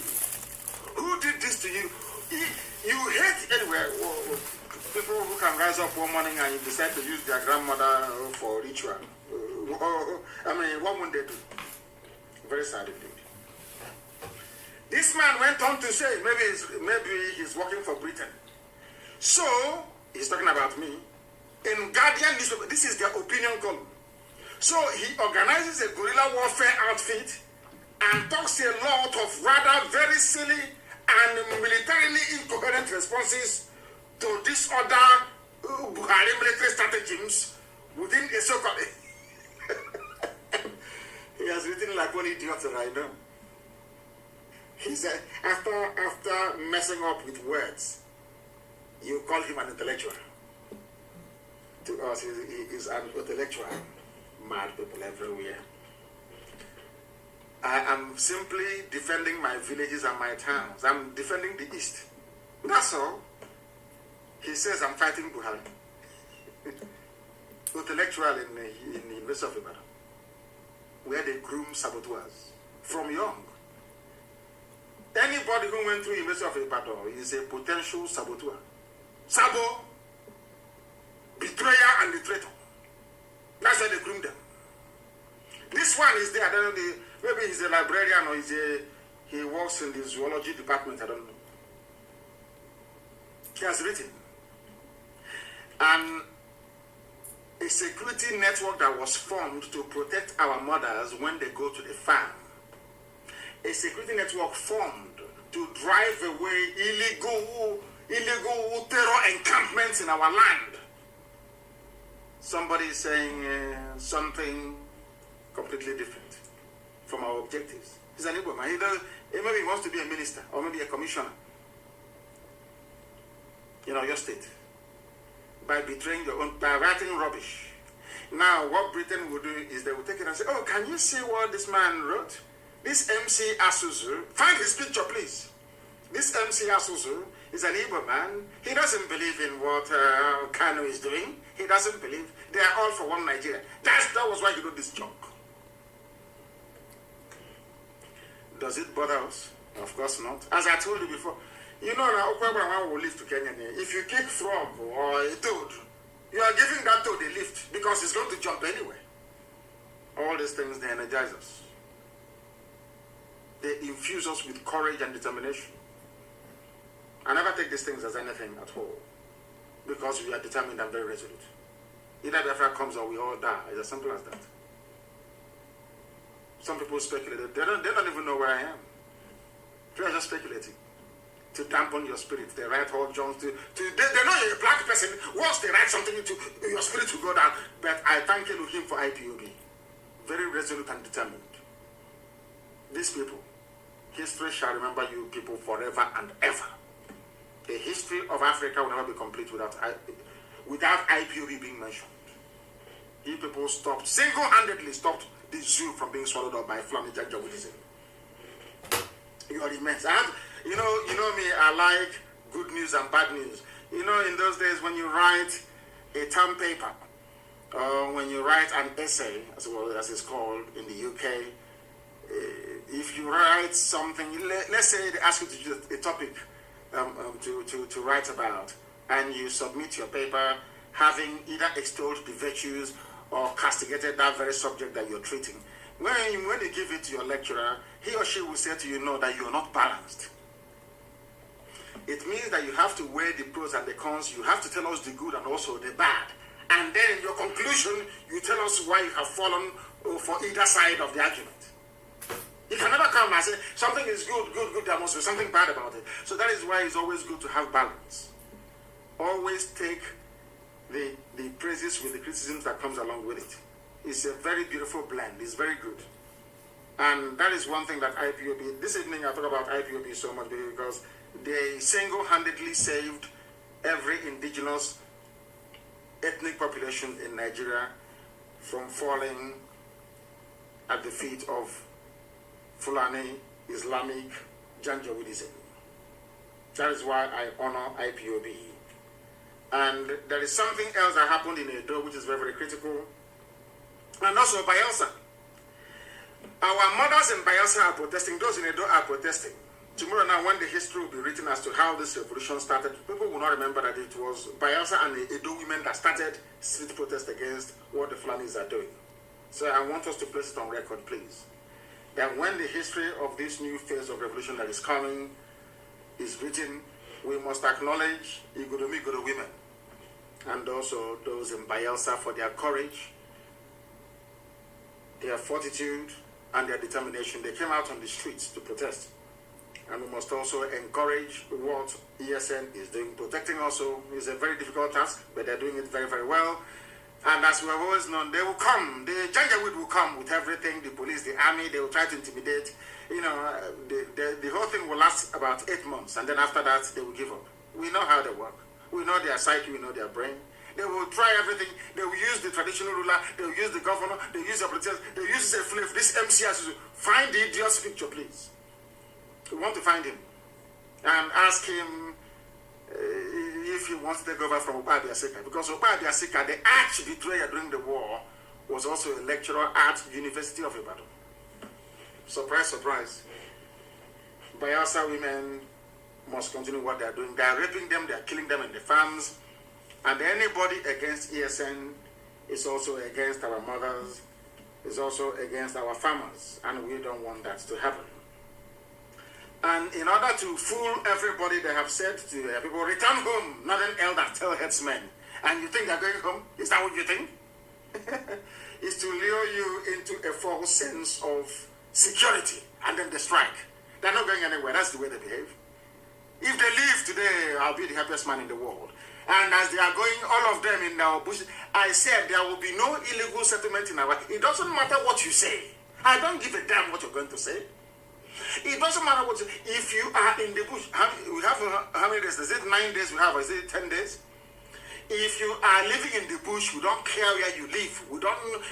You must come out into the township. If you don't do that, then anything that happens to you is your business. Every illegal settlement in the east will be dismantled. All of them. Nobody is ethnically cleansing anybody. We are asking them not to occupy our forests. Go to the townships, go to the cities, rent a house like every other human being and live there. It's as simple as that. Please. If you don't know what intellectual means, please try and Google it. There are idiots mainly from the East who join two words from the dictionary together and think that they are making sense when they are making an absolute mess of their own idiocy. They are everywhere, especially on Facebook. Return home, they are trying to trick you. If you fall for that trick, then you're finished. Allow every citizen to buy AK-47. There are some fools who are saying, oh, why are you armed? Why are you raising a militia? Not a security network, no. So even Mietiana that are doing the raping and the kidnapping, they have their own vigilante group. These intellectuals call them vigilante. But when we formed our own to defend our land, to stop our mothers from being raped, they call it militia. That's how you know a saboteur. Sabo Konkwa, that's how you know them. Sabo Tike, that's how you know them. They are working for the enemy. They are trying to use English language to deceive you, English that they cannot speak. Because do you know why I call Zoo people pseudo-intellectuals, as Ojukwu referred to them, or half-baked intellectuals? You see all that grammar that they write, when you read it as, hey, Ziki, Boncha. If you want to know how daft they are, just simply thrust a microphone in their face and ask them to make a sentence or to make a speech. All that grammar that you're seeing they are writing will disappear overnight. That tells you that they are not the owners of what they claim that they have written. That's how you know. Fake people from the real ones. Allow every citizen to buy AK-47, according to Governor Ishaku. Which state is this man from? Taraba State Governor Darius Ishaku on Wednesday asked the zoo government of Nigeria, or should I say all of them, the zoo government of the zoo, to allow all citizens to own licensed guns and AK-47 for that matter. What does that tell you? The zoo has fallen. The zoo has fallen. Is that very clear to all of you now? A governor in the north, they are Fulani Lord. A governor in the Darius Ishaku, I don't know if he's Fulani, of course he could be, who knows where he's from. He could, for all I know, he could come from Cameroon. And after the place beside, he joined the zoo. Nobody, we don't know who is who anymore. Or maybe he came from Niger, from Chad. This man is called Darius Ishaku, he's the governor of Taraba State. He's asking government to allow everybody to bear arms. And people have the guts to question the reason why ESN is bearing arms. Do you see the foolishness of some people? Even those that sent their murderers to come down south is now appealing that everybody should have a gun. Why is he saying it? He said that 15 Local government chairman in Taraba State paid him a condolence visit following the death of one of his colleagues who was kidnapped and subsequently killed by gunmen.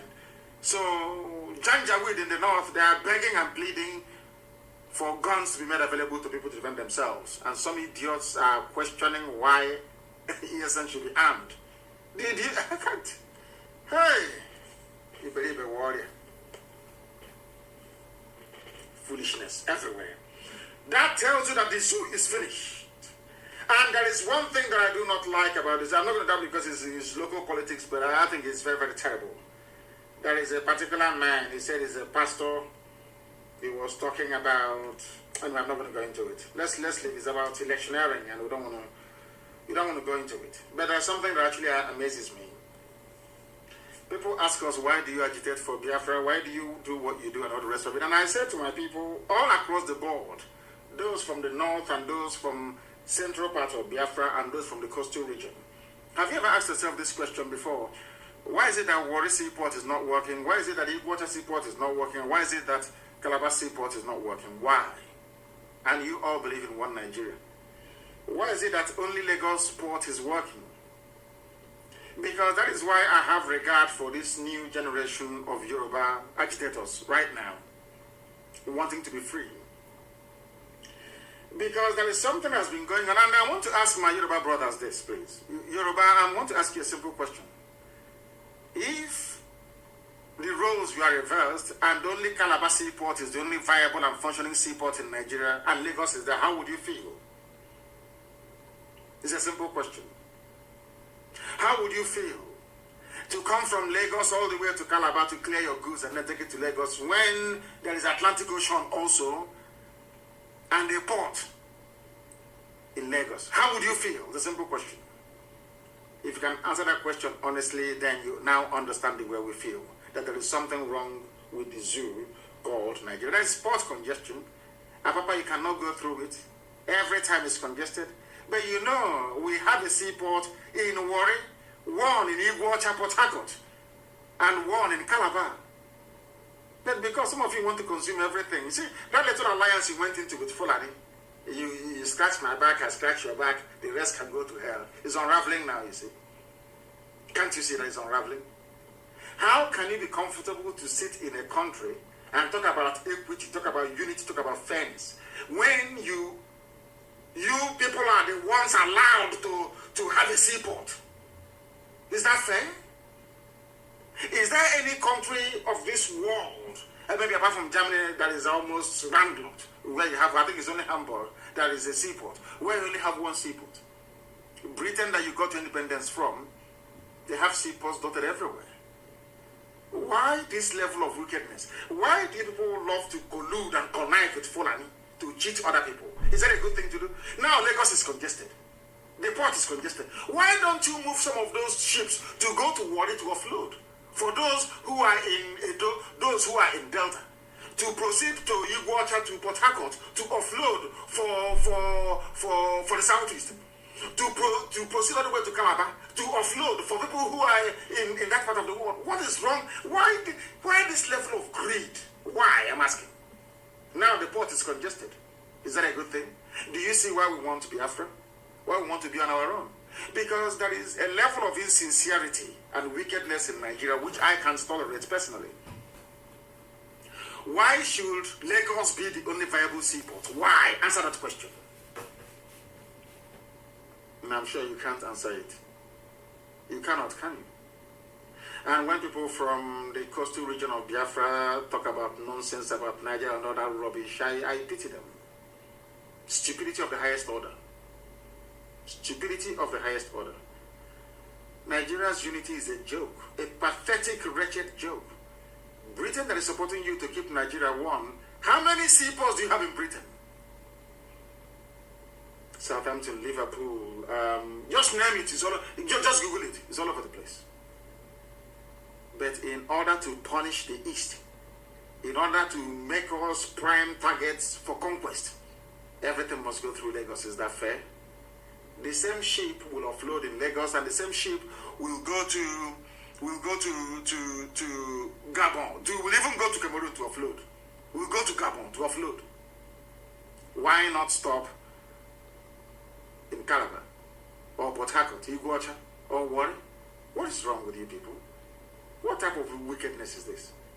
Is this the type of country that I ask you, if I'm asking my Yoruba brothers, all of them, everybody, will you be happy if the only viable seaport in the whole of Nigeria were to be in Port Harcourt, in Iguacha? Will you be happy?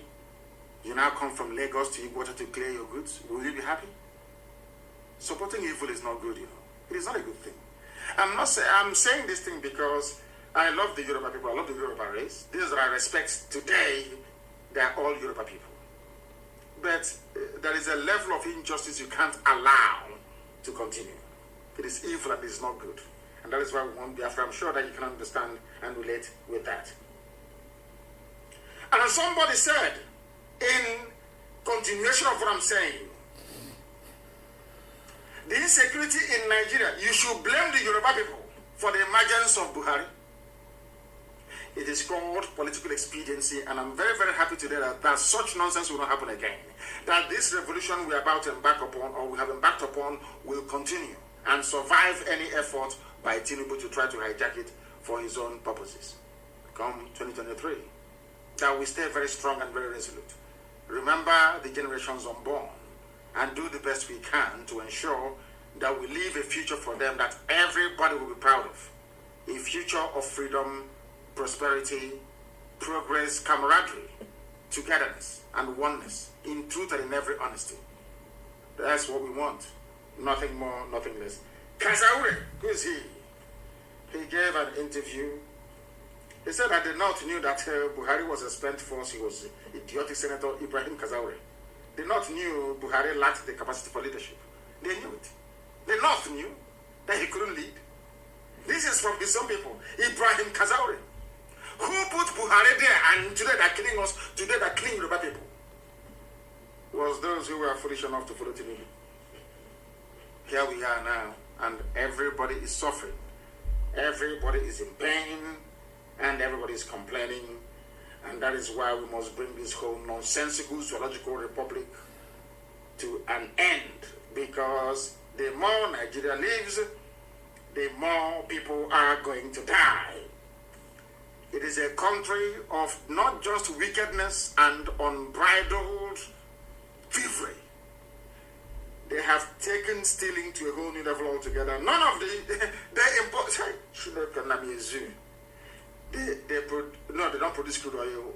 They dig up crude oil from the ground. Instead of taking it to the nearby refinery, which is at One, they take it to the ones that I have built in Morocco and in England and in Equatorial Guinea. They refine it there. And the money they used to build all these refineries came from Nigeria, mind you. Let's call it Nigeria. They stole the money from Nigeria. They went out to go and build refineries with it. Now export the same crude oil outside, refine it, bring it back, and pay themselves. What's it called again? What is that thing they call it? Oh my goodness. Is it old age or what? Subsidy. But there are 4 refineries. 4 refineries. 4. And now let me shock you. Those 4 refineries, how much did they cost to maintain for last year? I'm just asking. The total value of output by the refineries for the period under review was 0. But the recorded operating deficit of 5.49 billion naira. The refineries are there, they're not doing anything. But you still paid the Janjaweed managing it 5.49 billion. Now, what happens to crude oil when it comes from Nigeria? They send it abroad to refineries, but meanwhile, they have their own. They refine it. And as the fuel, as the spirit is coming back, you now pay a subsidy on it. Tell me which country on this earth is more idiotic than Nigeria. That's absolutely not. And on that note, we make every assertion, every claim that the only alternative is freedom for all ethnic nationalities trapped in the damnable zoological republic. And for that very reason, there is no other option than freedom. I thank all of you for listening this very day. Next time we're going to get it right. Next time we're going to try as much as possible to also broadcast via Twitter and also Instagram. But I must thank you all for listening. And for those of you who are going to propagate this very message, I wish you all the very best. We are not going anywhere. ESN is not going anywhere. All the propaganda in this world they can bring to bear on our activities, we are not stopping. If they kill us, we are going to kill them. Many of them. I can assure you of that. Anything they want, we give to them. And with all the love in my heart, from me, from here, on this glorious evening, it is good evening.